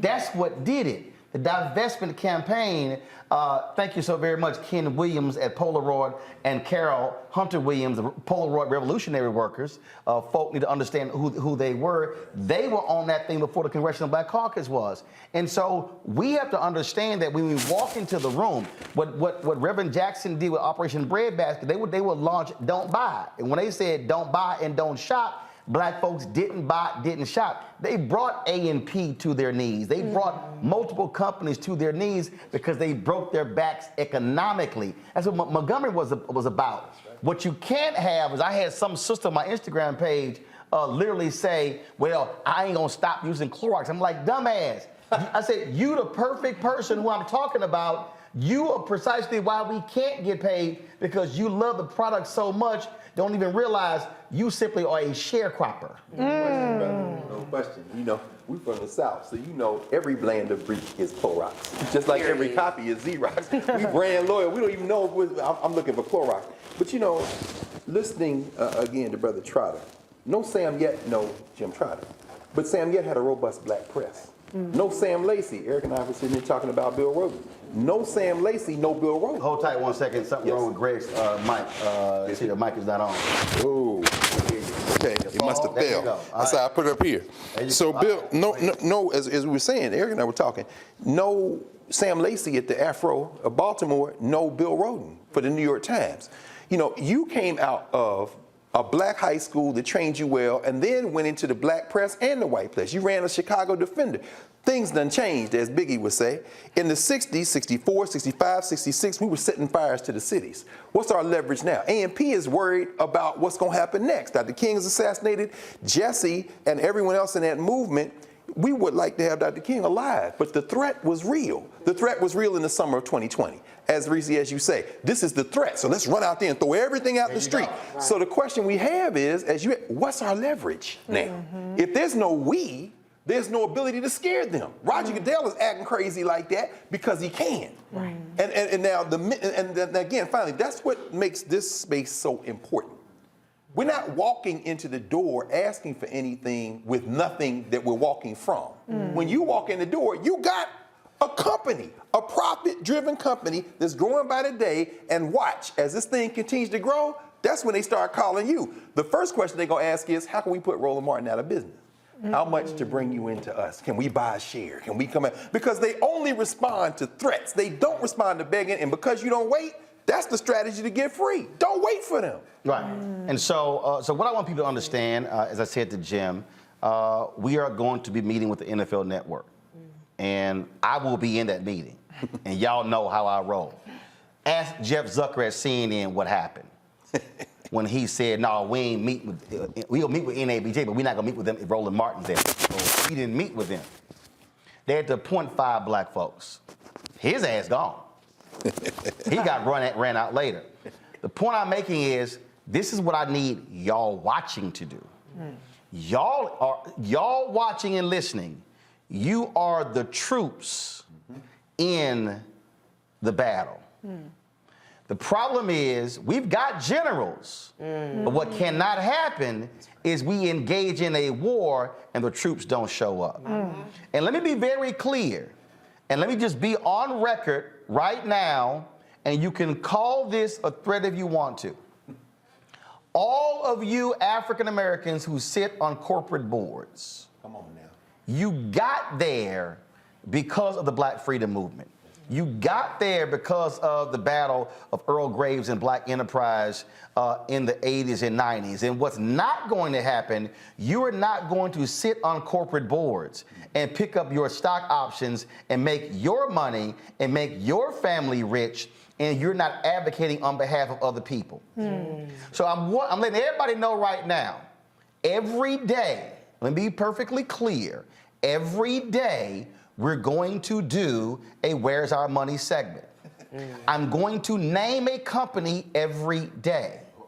I'm going to show you the face of the black board member every day.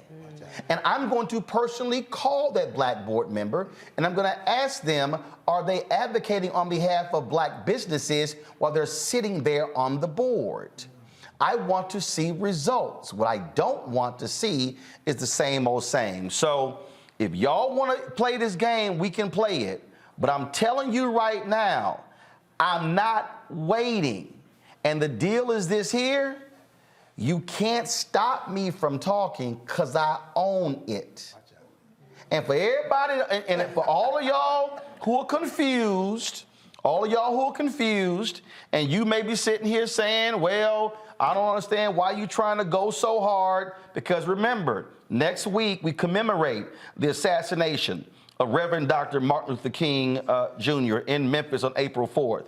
And see, what I'm not going to be doing on April 4th, I'm not about to sit here and do these damn commemorations where we sit here and do the same old same, because I want to remind y'all on April 3rd, 1968, MLK specifically talked about, and he named companies in that sermon at Mason Temple. And if any of y'all wondering, man, why are you going so hard on this? I need y'all to understand this is what King wrote in his book, Where Do We Go From Here? Where he said there are 4 institutions in a prime position to liberate black America: the Negro Church, the Negro Press, Negro fraternities and sororities, and Negro professional associations. And this is what he said: too many Negro newspapers have veered away from their traditional role as protest organs agitating for social change, and have turned to the sensational and the conservative in place of the substantive and the militant. To all these companies not spending money with black people, on this show, we're substantive and we're militant. And we're coming. Don't say you were not warned. We come back, we'll talk about Republicans who are targeting Tennessee State in that state, want to get rid of the entire board. Plus, we'll also share what the Vice President had to say about Randall Robinson, who passed away on Friday, as well as her visit to Tanzania. You're watching Roland Martin Unfiltered on the Black Star Network.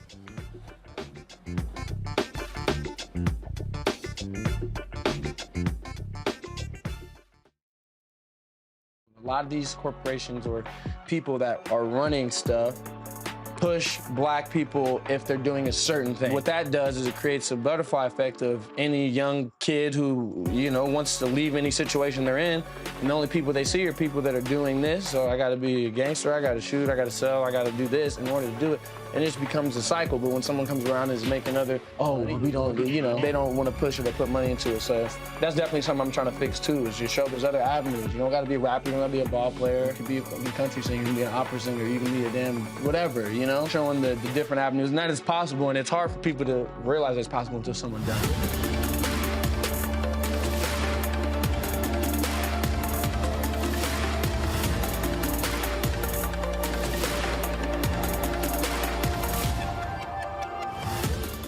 Hi, I'm Dr. Jackie Hood Martin, and I have a question for you. Ever feel as if your life is teetering and the weight and pressure of the world is consistently on your shoulders? Well, let me tell you, living a balanced life isn't easy. Join me each Tuesday on Black Star Network for A Balanced Life with Dr. Jackie.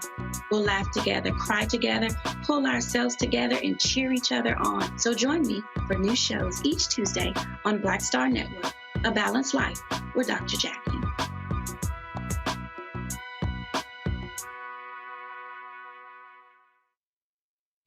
This is Judge Mathis. Hi, I'm Teresa Griffin. Hi, my name is LaToya Luckett, and you're watching Roland Martin Unfiltered.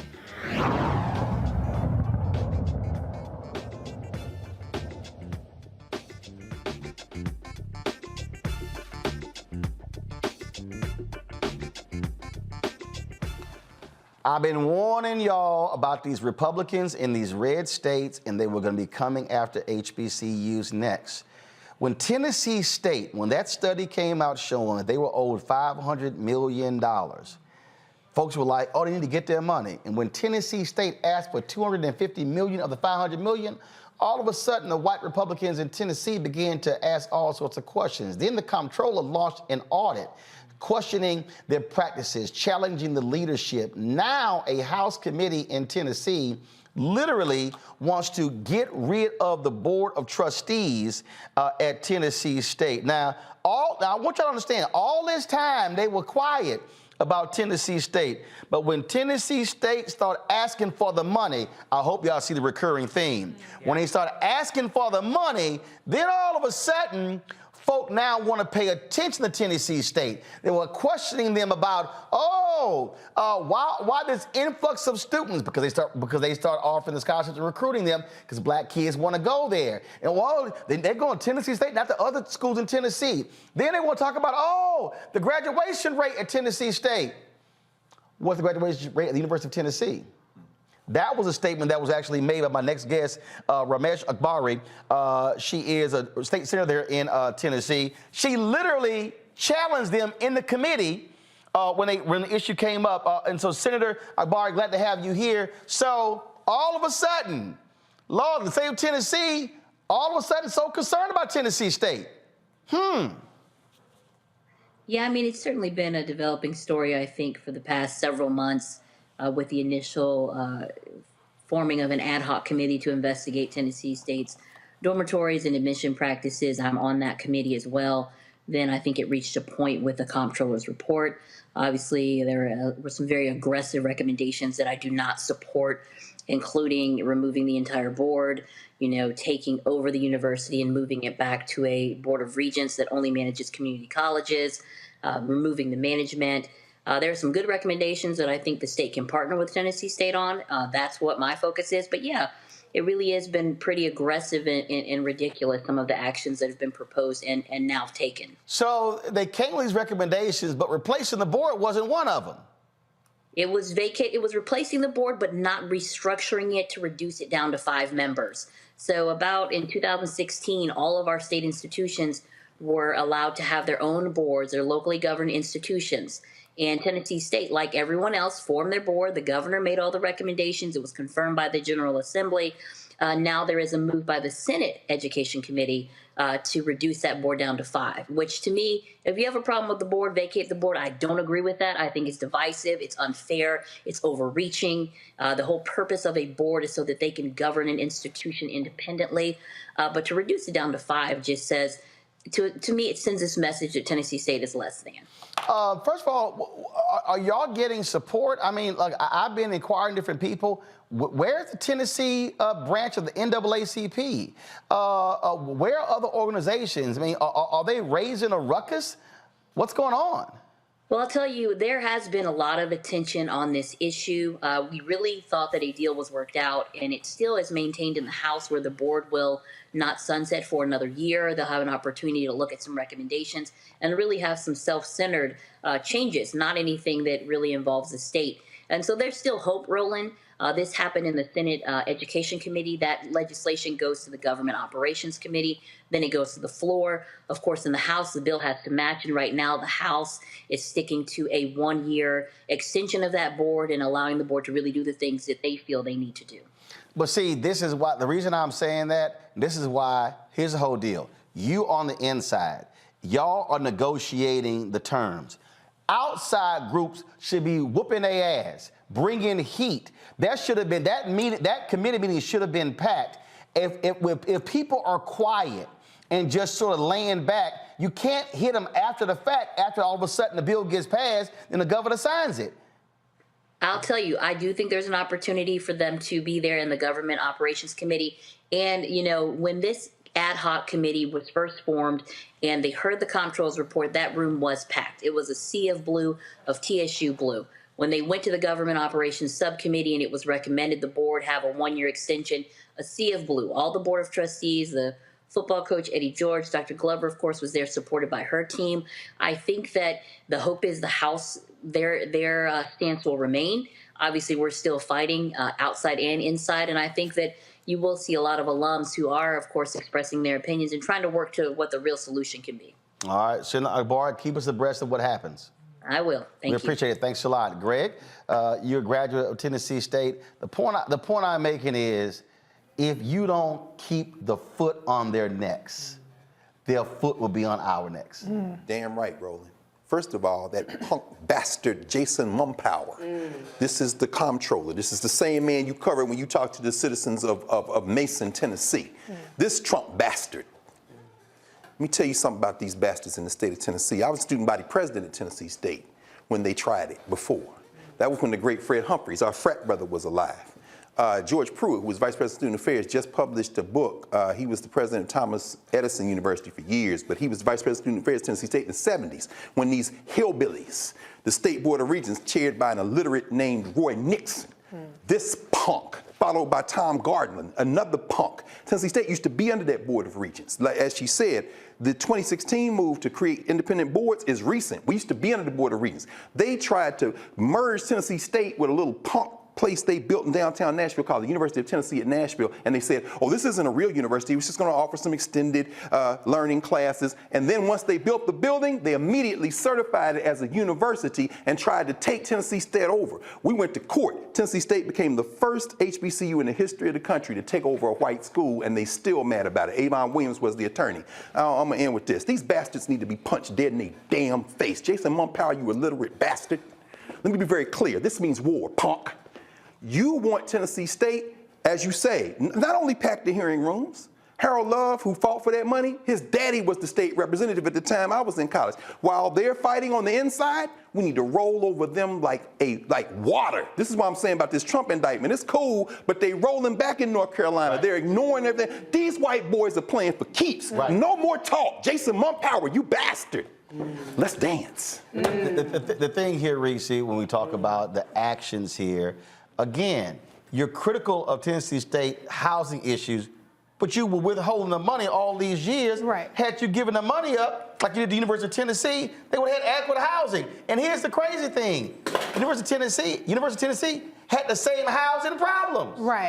Well, you know, black people are always expected to make $1 out of 15 cents. And when issues of racism and systemic racism are being tackled, the first thing that they go to is the competency question and trying to call into question whether black leadership is competent. Black leadership is competent. Right. It's the systemic racism that's constantly beating us down that if anybody else had to deal with it, they wouldn't have gotten even half as far as we have in this race. So quit trying to gaslight and deflect and pay up. That's right. That's right. Yeah, and I remember covering this story, Roland, guest hosting for you about a month and a half ago, and we talked specifically about this issue at Tennessee State. And what I was blown away with when I read through that audit report of the comptroller, Jason Humphreys, who then put together this special kind of group to look through Tennessee State, is that they were fighting back to say, listen, no. We have money. We have money in the coffers. This is what we have. Reese talked about the housing issue. If we would have had what was promised to us, then we could have addressed the housing issue with quadruple the population of students that have enrolled in HBCUs. So I would really implore people to really get behind Tennessee State in whatever capacity is necessary, because they are being gaslit and they actually have a very, very clean audit report, even though the comptroller and this heroes team that he converged to get together with these students' complaints and things of this nature, doing everything they can to destroy historically Black college and university. I know you got to go very quickly. We know this. Put Glenda Baskin Glover against any president in that funky state. Dr. Glover not only has an MBA, she's a CPA. Put her against the president of University of Tennessee, University of Michigan. Gaslit is the word. They after Dr. Glover. They after this system. Right. Right. Because again, when they said, "Oh, you want the $500 million?" Y'all ain't controlling that extra $500 million. Her books are clean. It's always the money. As a whistle. It's always the money. And so here's what I'm asking: Tennessee State Conference, NAACP. Where the hell y'all at? Yes. How are you not mobilizing all of your chapters in Tennessee? I'm just trying to understand where y'all at. I'm waiting. We come back. A prominent Black official in Los Angeles found guilty today of corruption. We'll tell you about Mark Ridley Thomas, and also Vice President Kamala Harris in Tanzania. And she also pays tribute to Randall Robinson, who passed away on Friday at the age of 81. You're watching Roland Martin Unfiltered on the Black Star Network.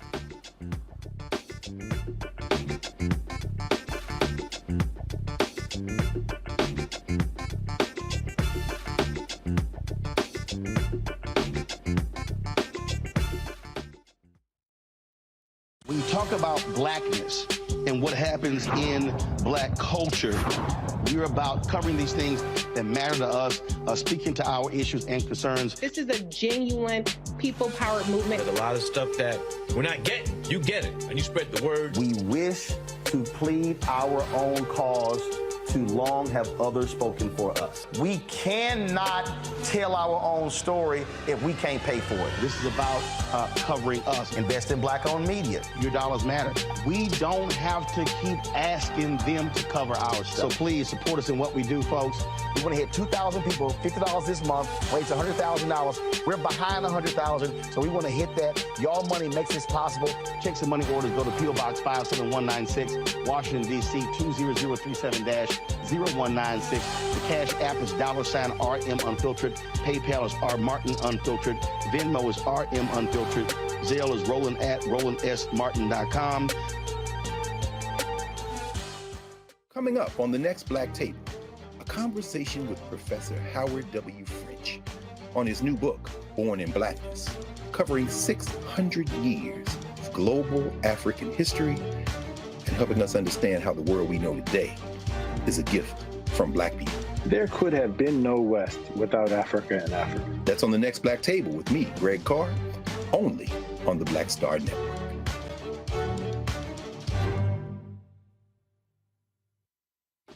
Hey, I'm Antonique Smith. Hello, everyone. It's Kiara Sheard. Hey, I'm Taj. I'm Coco. And I'm Lily. And we're SWV. What's up, y'all? It's Ryan Destiny, and you're watching Roland Martin Unfiltered.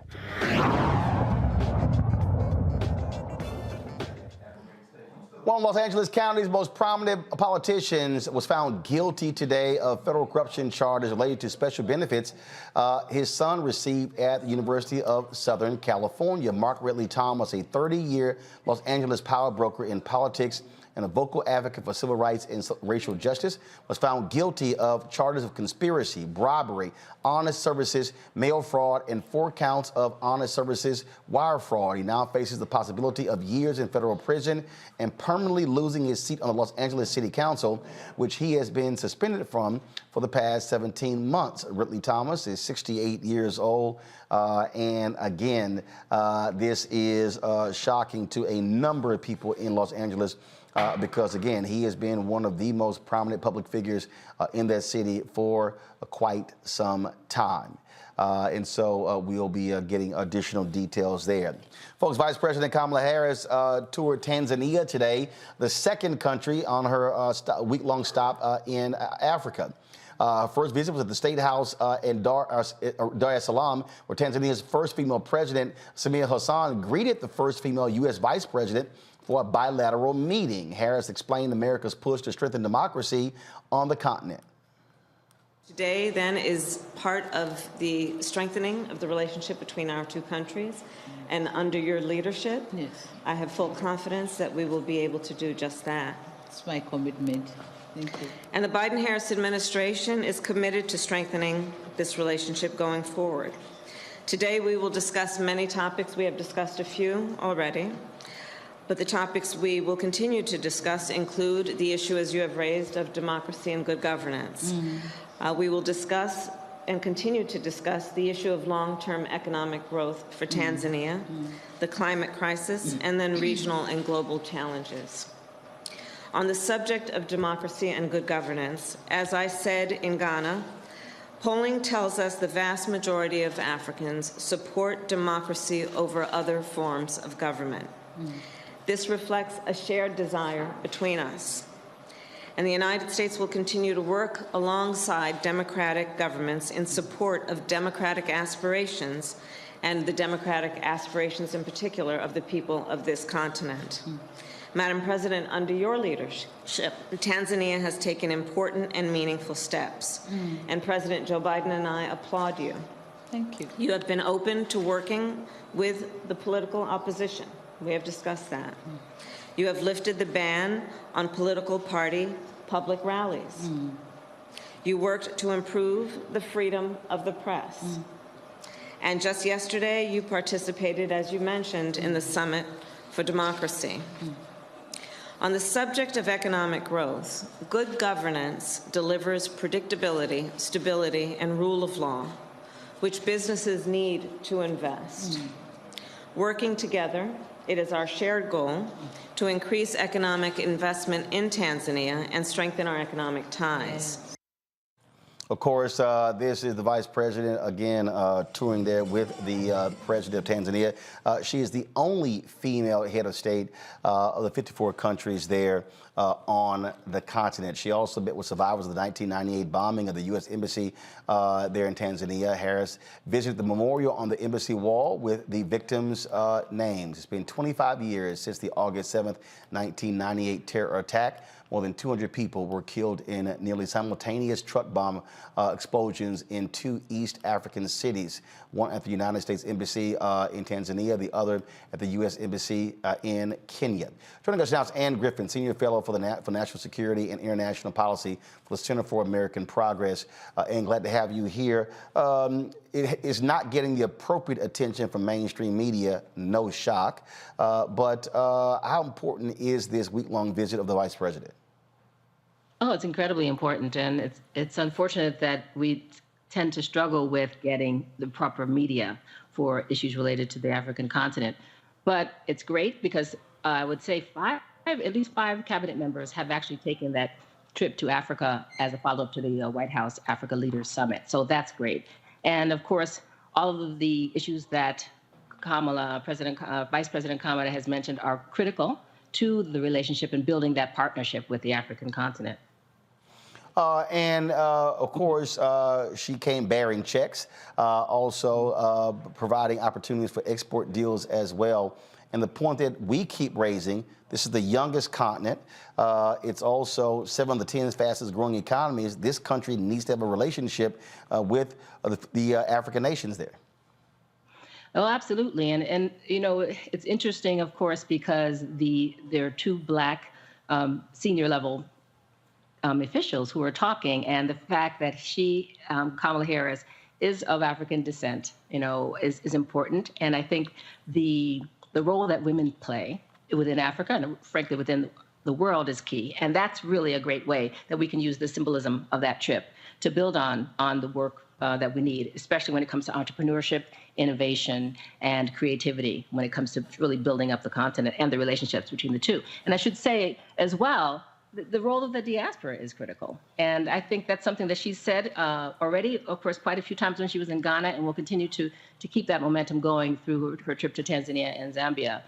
Because of that is a powerhouse in itself, not only the entrepreneurship aspects, but also the political and policy-oriented focus that the diaspora can wield in improving the relationship between both regions. And of course, Ella Johnson Sirleaf was the former president of Liberia and the first female African head of state. And the thing here, the vice president has also talked about the importance of developing women as leaders and entrepreneurs there on the continent. Well, absolutely. And I think, I guess what I was trying to say is one black vice president to a black president is a critical and really strong symbol. But yes, there is money behind what they're saying and what they're announcing, and that is critical too. I think that's an issue where I think we have a role to play in terms of making sure that they come through with those commitments and those promises. But certainly the $1 billion that is being discussed about what they're calling a global initiative that will buttress the work that has been done and is beginning to be done, focusing on youth and women is critical here. So those numbers are quite high, and it's just up to us, I think, as we follow and advocate for sustaining those numbers in terms of promoting economic growth. All right, Ann Griffin, we surely appreciate it. Thanks a lot. Thank you. All right, Reese, we know you got something to say about your girl. I mean, I just think it's really important. I thank you, Roland, for covering this. So much we take for granted about how historic and significant this is. And I know people will say, well, why is she over in Africa? Why she ain't in it? She's been to all the states. She's been to where the problems are. She's traveled the country. She's done hundreds of events. She's also traveled to Asian countries multiple times. She's traveled to Europe multiple times. So I think it's really important that she's showing the importance of Africa, which, mind you, the last president now indicted, Donald Trump, called shithole countries. And I think it's really important that we understand that the United States is a superpower for now, but that is not a position that is inevitable for us to maintain. So when you talk about the way that China has invested in Africa, when you talk about the way that other European countries have invested in Africa, we're a little bit behind the ball. But it's important that she's highlighting this is an investment, and when you have an investment, you get a return on it. So there is something in there for us, in addition to the global security that we have when we have a stronger Africa, but also in terms of like announcing the nickel factory.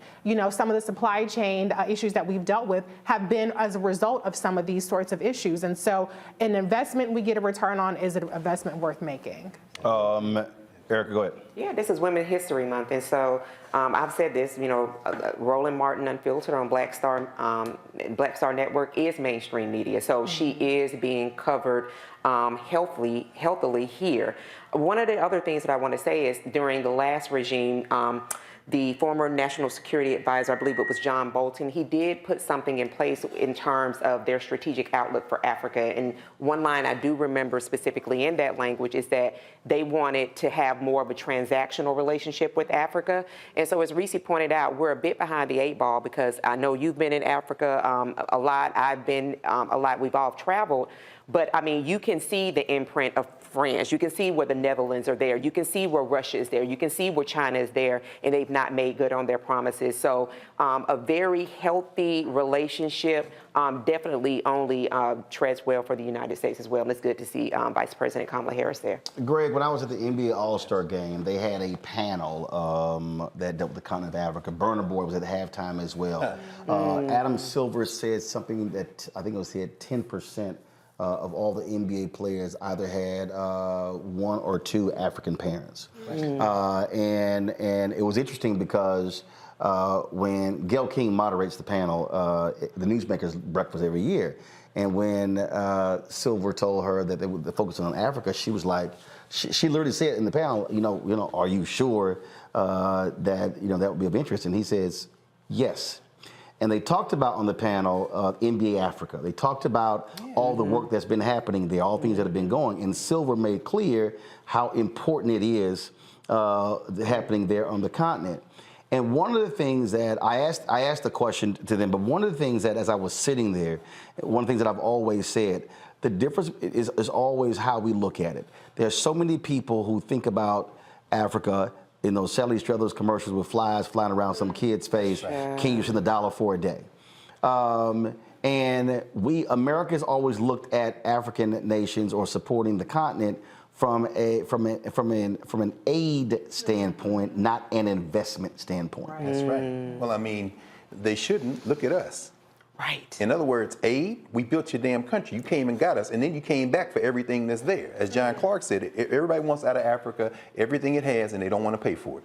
I hope Gayle King was asking a rhetorical question, given that Giannis Antetokounmpo, I don't know why they call him the Greek freak, the man is from Nigeria. Joel Embiid, Cameroon. Absolutely. We see what's happening in Central Africa with, Dikembe Mutombo, who has been in Central Africa working.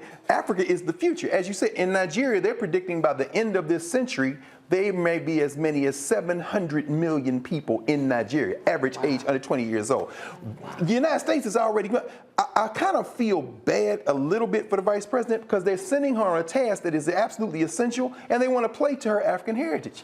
In other words, Ghana, yes, as you know well, Ghana's a point of entry. It's friendly to us. Otto is saying, but Otto said, we're not going to play great game politics now.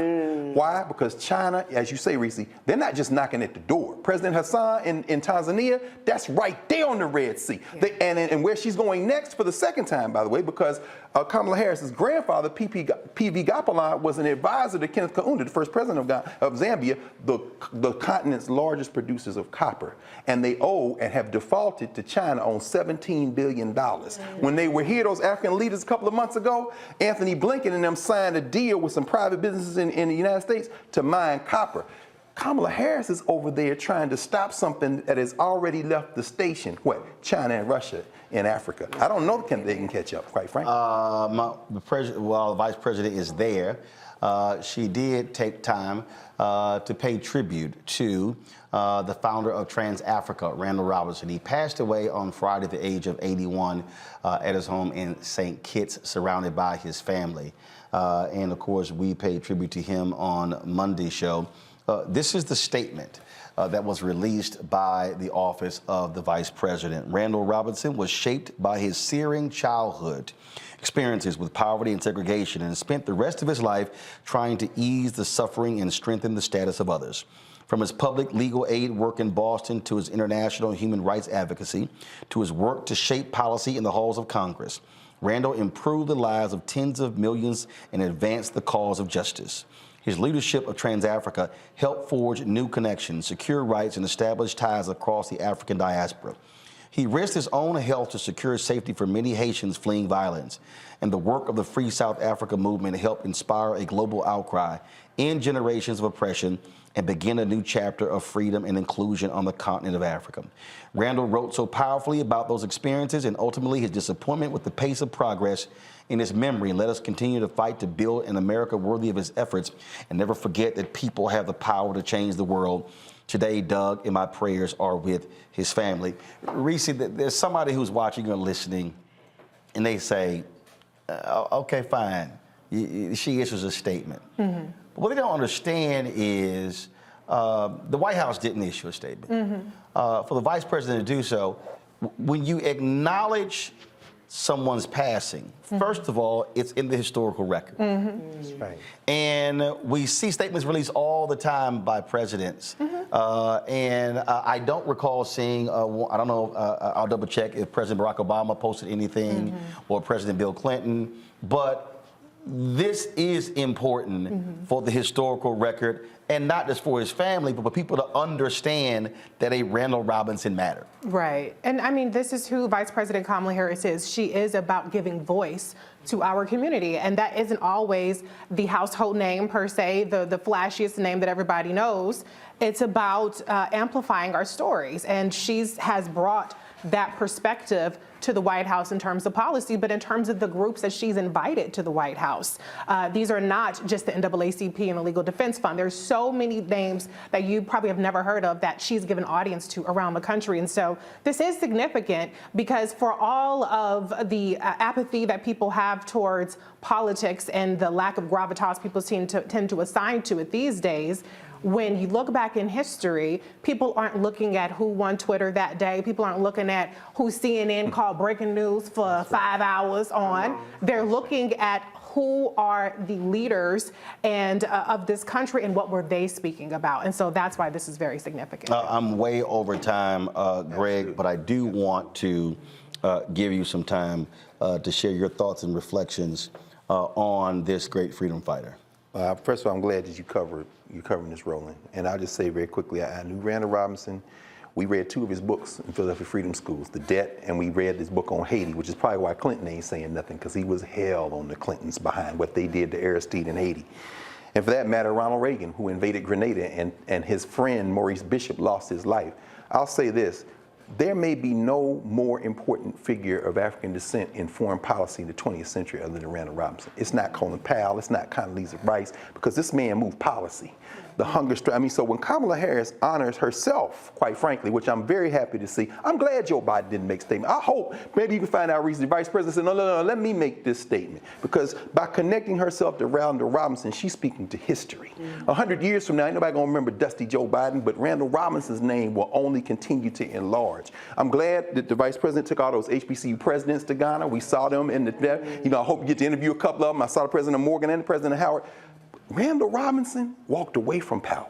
He could have been anything. He could have had a cabinet position. He could have been Randall Robinson, when he left this country and went to live with his wife Hazel in St. Kitts, he said, I tried to love America. It didn't love me. And the minute I decided I'm not going to do it anymore, it was like a weight was lifted off my shoulders. He says, wherever I am in the world, I am an African. I'm a Haitian. I'm a Nigerian. I'm an African from the United States. My country is my people. I'm so glad that the Vice President of the United States gave that statement, because of the work of Randall Robinson. There are vice presidents of the United States, and one day soon the president of the United States, and more importantly, black policy that affects black people everywhere in the world as a result of the work of Randall Robinson and his comrades. Dr. Malvo and them know him. Jeremiah Wright was on his board. I won't even get into it, but thank you for covering him, because this country is showing who it is when they do not honor Randall Robinson. It's not about him, it's about them. Well, we talk about folks, African Americans, who played a huge role in what's happening on the continent. I dare say the 2 most prominent figures would be Reverend Leon Sullivan. Absolutely. And Randall Robinson. That's right. Yes, sir. Those Agree. 2 there. Agree. Gotta go to break. We come back. More on Roland Martin Unfiltered on the Black Star Network. This is Erica's last show. She'll explain where she's going. She is heading out to the vast Midwest. I don't know what the hell she thinking. She better have a big ass coat. So we'll explain all of that, and then we'll talk about issues when it comes to the brain. That next, Roland Martin Unfiltered on the Black Star Network.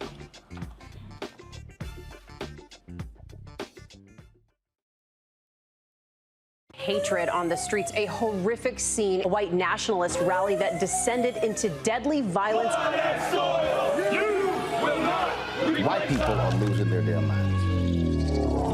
As an angry pro-Trump mob storms the U.S. Capitol, we've seen shooting. We're about to see the rise of what I call white minority resistance.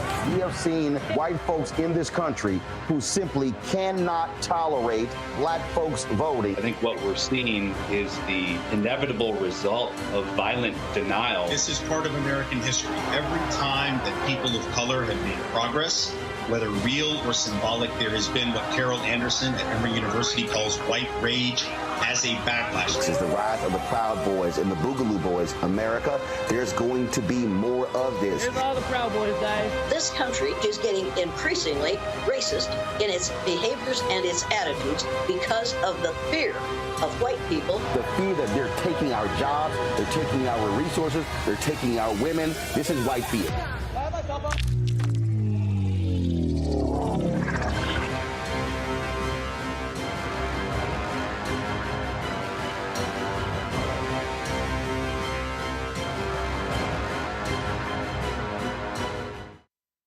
What's up, y'all? I'm Will Packer. I'm Chrisette Michelle. Hi, I'm Chaley Rose, and you're watching Roland Martin Unfiltered. All right, y'all, welcome back to Roland Martin Unfiltered. Y'all hear them noisy students over there? Quiet down, y'all. You can get a shot of them. Get a shot of them. All right, y'all go ahead and wave. Y'all know Julian probably like one of them Catholic church nuns be cracking their knuckles with a ruler or something like that. You know doggone well. Don't let me have to call Method Man. Clifford Harris. Watch out now. Watch it. Don't let me have to call. I can tell your class ain't familiar with Method Man. All right. Yeah. They like, oh, do tell. All right. So we haven't had our panel in our studio for since COVID. No. Erica requested this. Erica, tell everybody why. So this is my final appearance with the VIP panel for this Thursday. It has been a wonderful 5 years. So first of all, shout out to Roland Martin Unfiltered. It was 5 years this year that my mentor at the time, who I was doing media training with, Dr. Ava, said, hey, love for you to have her on your show. Roland said, okay then. And so a week later, I've been on and started making regular appearances. And I think Reese said about 3 years ago, we were put together and were dubbed the Thursday VIP panel, throwing up the fist to close out the show and everything. So one thing I shared when I shared it live is that this is not a social media relationship. Y'all already know Reese, my boo. I have a relationship with Reese. I have a relationship with Greg. No, I have a relationship with Roland. So these relationships will continue, but what I am doing actively on a weekly basis for this show is what's folding for me. And that's because other things are happening, as you well know. I was off the show for 15 months because in March of 2021, while traveling for work as a political executive, I was hit twice by an 18-wheel truck, sustained a number of injuries, but one of them being a moderate traumatic brain injury, and was a polytrauma patient. My parents are here with me. My elusive boyfriend, who people don't think exists, he's here with me. Sorry, fellas. But these people Get a were... Get a shot. Lord. Hey, Henry, turn that camera around. Get Oh a shot. my God. Oh my goodness. A lot of hearts breaking. Oh my God. No. Especially that pastor in Georgia. But my parents. Pastor in Georgia. Great piece too. Okay. At the Mount Auburn trial. Oh, you did. Did you? Stop. You being messy, Roland. You being messy. Look, I deal with facts. That happened. You saw it. Yeah, I saw it. That's crazy. He was down in Texas. Bless him. Oh my God. Been off the market. But these were some of the people, and there were many, many more that were a part of an amazing, amazing support system that allowed me to be able to recover the way that I did. As I mentioned, I was a polytrauma patient, had 9 practitioners. I'm down to 4, and so I am just very grateful to God. Definitely want to thank the Roland Martin Unfiltered viewing body. You all have sold into me tremendously. So this is not a goodbye. This is really a see you later. I'll still be collaborating with Reese on her show on Saturdays, the Reese Colbert Show. That's what I'm talking about. On Sirius XM 126 on 3 p.m. Eastern Time on Sundays. And I have expressed to the RMU team, who is a little salty with me, that listen, if you do need me in the host seat, please, please, please do not hesitate to call. But I'm listening to my body. So you do the black table too? Absolutely. All right, yeah. Absolutely. Okay, so she's not leaving the network. No, but this is just a C-loss, so to speak. So. But tell everybody what you're going to do. No, that's not for everybody to know. So let's be very clear about that. But I am moving to higher ground, so I will be transitioning to another city in the next year. Work dealing with the brain. Exactly. So you all know that out of that, brain health and centering unseen injuries has definitely been at my forefront. So I've made a decision to definitely move into the the space of medicine in a much greater way. Wow. So I'm really excited about that. That's going to mean that I'm going to have to move, but I definitely have the support of my family, of my baby. I have the support of my practitioners who are very, very excited. And I just want to share this thing around brain health. One of the things that really helped me make this decision is that though I present well, I do a really, really hard, I work really hard to present well, is what my neuropsychologist would say. My executive functioning, which is in your prefrontal cortex, that is where emotional regulation, processing, reasoning, all of that lies, which is why young people, which we've seen on the other side of the screen, unfortunately, insurance rates are kind of high because their prefrontal cortex is not closed until mid-late 20s. So for me, that part of my brain that houses emotional regulation, organizing thoughts, reasoning, processing, is not still fully healed. So I thank God that I, am walking in healing, but I'm not 100%. So there are some things that I have made a command decision to do as it relates to my body and to my brain. And so I just do offer, for those of you who are not connected to the Reframe Brain, it is a podcast. It is a wellness community. Go to the reframebrain.com for your 5 best brain health tips and a playlist curated with you in mind. And we'll get to connect twice a month. But again, I will not be a stranger. I'll still be connected. I feel like Dr. Bowman wants to say something. No question. No question. Erica, you're my sis. I love you. And this has, I was the third one to come into the fold in terms of the Thursday panel. And you're just irreplaceable. And you know what? It's not goodbye. It's not goodbye. It's just maybe see you less often on Thursdays, but we'll still see you. And you just really are a treasure. And the one thing I want people to know that people might not really know is Erica is a lot of fun. I think it's obvious. She's cool, right? Everybody knows that she's cool. But Erica is my fun girl. Erica's my, listen to Lola Brooke, Megan Thee Stallion. Ratchet. Turn up. Yes. They get rowdy over there. Okay, they know about that. Lotto, Flo Millie, all the people. She's my, yes, she's my ready to love, watch Ratchet TV. Like this woman is so multifaceted and so dynamic, and so I'm excited that you're moving into a space that can showcase all of your range, and really, you're just such a blessing to all of us. So thank you for letting me be beside you this long. Absolutely. No, I can't. I'm just gonna keep it short because that was the sisterly connection we needed to see. I remember before COVID hit, and we were in the other spot. And there was one night when all the sisters were together, and I took a picture. I said, "This is beautiful." I have it framed. Yeah, I have it framed. Okay. I have it framed. That is such a beautiful moment. And then, of course, the most recent one when y'all was sitting there giving shade in the studio the night of election night. I'm like, bless her, Jesus. But I tell you what, I was watching the Vice President at Cape Coast at the dungeon the other day, and she stood up to the podium to speak, and she got choked up. Yeah. And I said, anybody been sitting in that dungeon? Roland knows. Any of us knows. I've been there. You can't be unmoved. Yeah. When I think about you, Erica, I think about somebody who has not only the strongest character, but as a black person, as a person of African descent, that kind of emotion that you have the ability to channel and come through the screen. Any of y'all watch, especially when we start talking about getting the strap, I'll be like, look, I'll ride with Erica. You know what I'm saying? Where we at? He said, period, let's go. Where and I'm we just at? saying, you can't fake that kind of thing. Yeah. So thank you, sis. You know I love you, and we all gonna be together anyway. I'm glad you're still gonna be with Reese on Saturdays. Yeah. You still with the network. Yeah. And Roland Martin made this the blackest place, but you made it a little bit blacker. So we appreciate you. I appreciate you, boo. Well, my position is simple. I've always said that it's about creating a space, opportunity for people to be able to do what they do.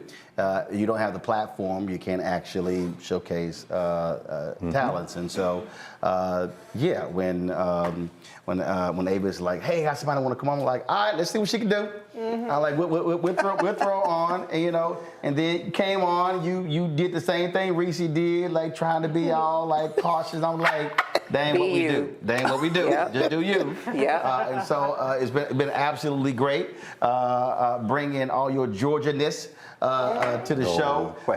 And so good luck in future endeavors. It's been fabulous. And it's always a matter of having the ball. So we appreciate hanging out on Thursdays with you and Reese and Greg. And folks, whenever I travel, people always stop me every time. Yo, tell Greg, tell Erica, tell Reese, hey. And it always happens.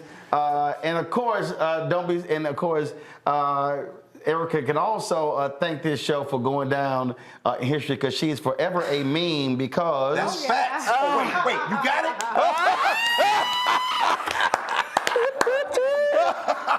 Look at the Lord. Facts. Oh, my God. Meme. Y'all see that, right? Look. Oh, my God. So that, of course, was from our election night coverage. State of the Union. When Jesus. When Dina, the black conservative, bless her, Jesus. We were having a conversation about abortion, and things got just a little bit heated. And then, of course, everybody talked about my conversation with Philip. And people actually thought it was a laugh track, and I kept trying to explain to people it wasn't a laugh track. That was actually Erica. We were live. We were live on the air. We were live on the air, and people were like, "Yo, who was that person back there? Who was? Y'all think I'm joking? Play it. Let me help you out with something." Let me just help you out with something, Philip. Usually I ask for help if I need. No, because you need some help right now, Philip. Like, you need some help real bad. If I said, I have never, ever seen Philip in a red tie, and if somebody says, Roland, have you ever met Philip? No. Have you ever seen Philip on TV? No. Have you ever seen Philip at an event? No. Well, hell, if you ain't never seen Philip, of course you ain't never seen Philip in a red tie. So how can you say people are not protesting black-on-black violence in Chicago, but they are, but you haven't seen it, and you've made no attempt to find out it exists. But let me ask you this question, and this is second. I want you to answer that one too first. Why are you so worried about Chicago and you ain't focused on crime in Indianapolis? We are focused on crime in Indianapolis. So why are you bringing up Chicago, though? Because I'm sorry, go back to my iPad. I'm looking at your column. You simply state, I've had the opportunity to work with my local police department. So you don't name it. You say, I'm laughing. So people thought they thought it was a laugh track. No, Erica's microphone was up. Look at my dad leaning in. Because my dad has told me about making faces and keeping it together. Erica was, Reese muted her phone. Yeah, Erica ass, she was cracking up. Laughing, y'all. See. Y'all, she was cracking up. It was funny. Laughing the whole time. It was funny. Yeah. But wait, you have to her classic iconic phrase. Baby, the son of a Klansman. That's who he is. And he was indicted today. Women's History Month. My last day. Come on. Praise his holy name. Thank you, so it was we bless. That was your president. He said happy. Yeah, y'all. I just want y'all to know that was not a laugh track at all. That was literally Erica cracking up laughing while Philip was drowning. Oh yeah. While Philip being drowned. Listen, well, that boy was waterboarded. Well, that boy voluntarily. Well, that boy was just drowning, and just in case. Because, see, y'all, we showed y'all one. I can't find a full screen video, so I'm going to play. This is what we posted. Just look at all the faces Erica just made. Come on, go ahead, go to it, y'all. Don't look, Dad. Turn it up. Don't look, Dad. Everywhere, Roland. South Carolina, South Carolina, North Carolina, Tennessee, Georgia, Arkansas, Texas, Mississippi, Alabama. Exactly. They all are against medicated mentioned, and rural hospitals. Roland, Are you telling me rural hospitals? Are you literally telling me that rural hospitals in Mississippi, Alabama, Texas, Arkansas, Tennessee, Georgia, North Carolina, South Carolina are not shut down? Hold up, y'all. I gotta run that back. Tennessee, Georgia. I gotta run that. South Carolina are not shut down. Are you actually telling me that? I am not telling you that. Come on, y'all. And if y'all heard that, say that, say that. Erica thought she was in church, y'all. Erica thought she was in church. They all did on that couch. Always in church, baby. Serious business. We always in church. So that happened. That did happen. I did not. I know I'm over time, but it's all right. I'm good. I meant to play this earlier. Did y'all see Congressman Jamaal Bowman? Oh my God! I thought he was gonna choke Massie out, man.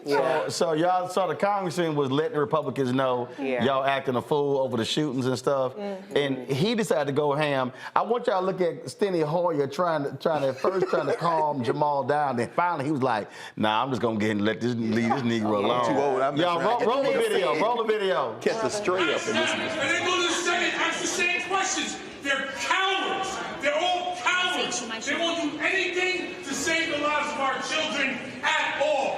Cowards. Pressure them. Force them to respond to the question, why the hell won't you do anything to save America's children? And let them explain that all the way up until election day on 2024. Let them explain it all the way up to election day on 2024. They're freaking cowards. They're gutless. They're not here. I'm talking about gun violence. You know, there's never been. I'm talking about gun violence. A school that allows teachers to carry. Oh my God. Carry guns? You think more guns lead to more death? More guns lead to more death. Look at the data. You're not looking at any data. You're carrying the water for the gun lobby. Look at the data. More guns lead to more deaths.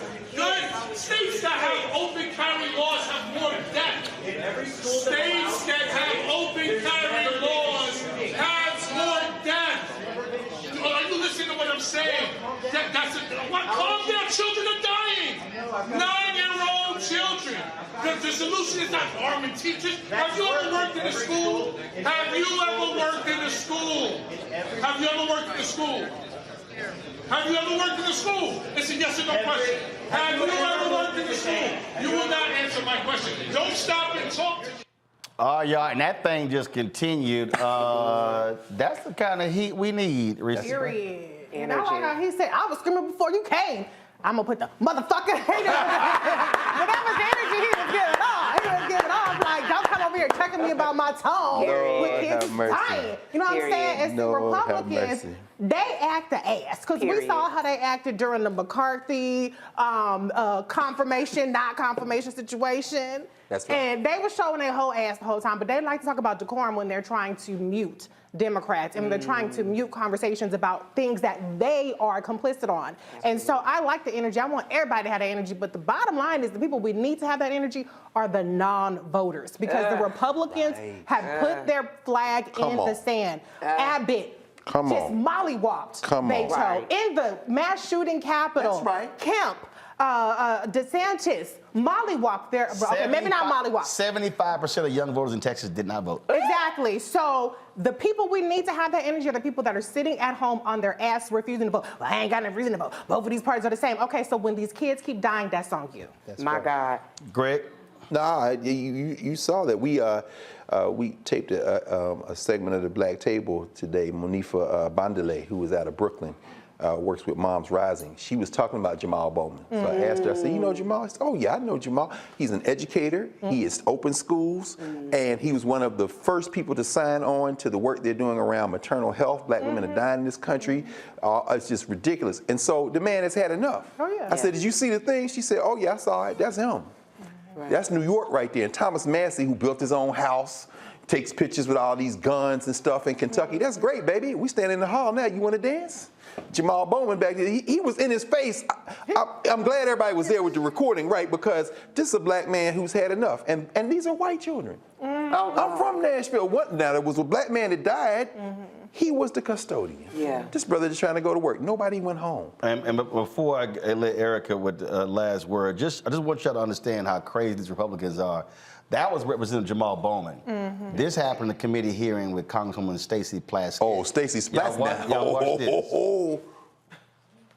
By Louisiana Attorney General Jeff Landry, where he decries all political violence and calls for an end to that and asks for respect for all political viewpoints. Without objection. Another thing we can examine because he's not here. Very good. No, you can examine it. It's a document. He's going to examine him for what he wrote and the intent behind what he said. Well, I would just point out that that's unanimous consent for documents, and we got the document right here that he handed to you. Mr. Chairman, I would ask unanimous consent. The chair now recognizes Ms. Wasserman. Mr. Chairman, I have a unanimous consent request, Mr. Chairman. One by Louisiana Attorney General Jeff Landry. Period. I love that. And I think Mike Johnson, isn't he the one that adopted like a black son? And I think that's him. We're talking about Louisiana. We're talking about... this was the quote, you didn't hear it. She says, honey, she said, I know this man didn't just shove his paper in my face. Honey, when I say you got the wrong one. Period. Me and G were just talking. I said, that sister's from the Virgin Islands. She will give him the business. And then when we talk about the state of Louisiana, their senators, you're talking about a senator that on record talked about black women maternal health not mattering because it was black women that were involved in that. And I know I kind of, just to really kind of paraphrase what he said, but Plaskett energy, Bowman energy, when we're talking about what is going to be the present and the future of this country, I said it on the show 4 weeks ago, we cannot continue to go in the direction that we're going for another generation. No. And Reese talked about earlier that really the direction of the country is being decided by Republicans and non-voters. So listen, that 18 to 24 bracket, Roland just brought forth that 75% of those eligible young voters in Texas did not vote. Give me 75% of everything you bring in your pocket. How about that? Give me 75%. Come on here. Then tell me what that feels like, because that is literally the translation. This show on its base, on its face, talks about economic components and how that drives everything. That's right. If you will give me 75% of everything you bring in, even if it's Chanel, Gucci, if it's Dollar General, give me 75% of that and your cash, I will shut up about voting. You won't ever hear me talk about it again, but that's definitely not going to happen. You have got to engage. It is not an inconvenience.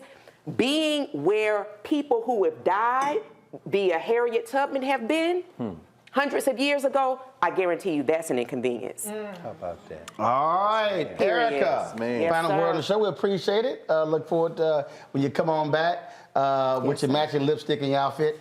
I saw you. Yeah, I peeped that. Let me also, let me thank Greg, Reese, Erica. I appreciate it. You got your parents here. That's it. You got your parents. Yeah, my mom and my dad. You got your mom and your dad. And my boyfriend. And you got your boyfriend who's actually, it's not AI. It's a real person. Him real. There you go. Mom, dad, Chris. And of course, Greg, her dad belongs to the coldest and the boldest. Come on. My daddy is an alpha. The only fraternity that exists, Alpha Phi Alpha Fraternity Incorporated. Period. Shout out to Julian Mavo's class over there. There she go. Hey, Dean. That's right. Glad to have y'all here. Hope y'all enjoyed the show. To the rest of y'all, don't be trying to get no ideas, trying to bring y'all classes. People be hitting me up. Hey, can we come by the studio? I'm like, if you ain't cut a check, you ain't joined the fan club, you can't. Listen, because we have done that. Okay? Just let y'all know. And I know I saw y'all heard that Xavier's coming by Yak. So these are 2 black-owned liquor brands. And I expect them to also send us a check for this free ass advertising that gave them. So be sure. So Carol, be sure to tell Halo 7 and tell Sazerac and Rye cut that check. Yes. For the hold on, let me get it right there. So yes. So y'all already know, and this is all. So y'all gotta understand how black this show is. This is Donnell Rollins' candle. Comedian, Ashy Larry. Yeah. So his candles, Donnell Rollins black ash hand poured. No way. I'm trying to tell you, hand poured Senate candle, and so that's his. Ashy Larry got a candle. Yep. Actually, we totally burn that sucker out. Yeah, we'll totally burn. We done burned that sucker. Ass left in here. So y'all see how we do on this show. Wow. Everything black. Extra black. Here on Roland Martin Unfiltered. That's it, y'all. I'm way over time. We appreciate. Glad to have the panel in the house. We'll do this thing again. And to all y'all who are watching, I keep saying this, and I can't employ y'all anymore. Your resources matter. Y'all have no idea. I'm fighting this thing every single day with these ad agencies and these companies. They come to us and they say, oh, we don't buy news because, it's controversial, it's opinion. Yet when I see these pharmaceutical ads on Fox News, when I see these ads on MSNBC, I'm like, they give an opinion over there. And by the way, Eli Lilly, Pfizer, AstraZeneca, Johnson & Johnson, Bristol Squibb Myers, I'm coming after y'all too. And just so y'all know, and so to everybody who's watching, I'm telling y'all, without our fan support, we would not still be here. Our fans have contributed about $2 million over the last 4.5 years. And that's a series of $1, $5, $10, $25, on average $50 donations. I went to the mailbox yesterday. This is literally, these are actually checks and money orders. These are all the black people who say, I ain't giving no Cash App, Zelle. So don't think, I gotta literally open every single one. I gotta sign the back of it. I gotta pull the camera out and take a picture and deposit it. Oh yeah, trust me. And so again, it matters. And I'm telling y'all, information ain't free. I know a bunch of y'all sitting here watching, y'all comment on YouTube, but this information ain't free. And so your support matters. Let me tell y'all something. When I say if 20,000 of our fans give on average $50 a year, that's $1 million. Y'all, you take that, you take with what we generate on YouTube, the network is paid for. We absolutely need you to support us in what we do. There are people who can't give 50, they give less. The people who actually given us more. Last week I had 2 people who sent us back-to-back days $1,000 checks because they believe in what we're doing. And so, and trust me, y'all, I get stopped all around the country. I get brothers come up to me who've been in prison who say, bruh, your show got me through prison. And they tell us that too, to tell you. Yeah. We all hear that. So people stop us. There are people who say, man, I didn't know nothing about politics. I've met people who are now in office who say they learned politics watching this show. And so when I say, y'all, it matters, it matters. And so please support us in what we do. I'm telling y'all, it's crucial. Y'all, it's an advertise. Look, y'all don't understand what's happening right now. I'm telling you. Okay, folks are having layoffs. ABC News just announced layoffs. Disney, ESPN. I'm not trying to lay anybody off. We're trying to keep our status quo with our staff. We want to build. Your support matters. Check and money orders. Go to P.O. Box 57196, Washington, D.C. 20037-0196. Cash App, $RM Unfiltered. PayPal, R Martin Unfiltered. Venmo, RM Unfiltered. Zelle, Roland at RolandSMartin.com. Roland at RolandMartinUnfiltered.com. Henry, give me a 2-shot of the panel and then of the group over there to close us out. Give me that 2-shot. And so again, y'all, contribute to the show. If you haven't given, do so, because I'm telling y'all, we're fighting a good fight. And there is let me be very clear, there is no other show like this show in America. No. Period. None. No. There's no other black-owned media outlet that does what we do.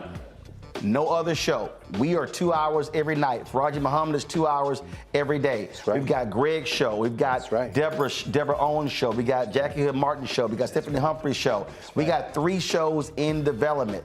Y'all, this thing is real. We're building it, but your resources absolutely matter. All right, you got my 2-shot ready? wide shot here, and the shot now 2 shot me in the group. I need this shot, and then there we go. All right, y'all. Look at y'all throwing the fists up. Hey! Look at y'all. All right, right there. You got the 2 shot. You got in the box. You got the box. You got it. I need the 2 shot. I need it in the box. All right, so this is how I end my show with holla. That's how I end the show. And very loud, so you can't be all meek and everything. All right, we waiting on Henry to get this damn shot. All right, we got a programmer in the switcher. Do do do do do do do. I'll play the Jeopardy. There it is. All right, here we go. All right, so on 3, we're gonna end the show with a holla. All right, 1, 2, 3. Holla!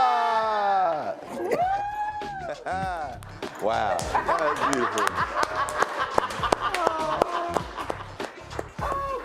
Wow, Black Star Network is here. No punches. I'm real revolutionary right now.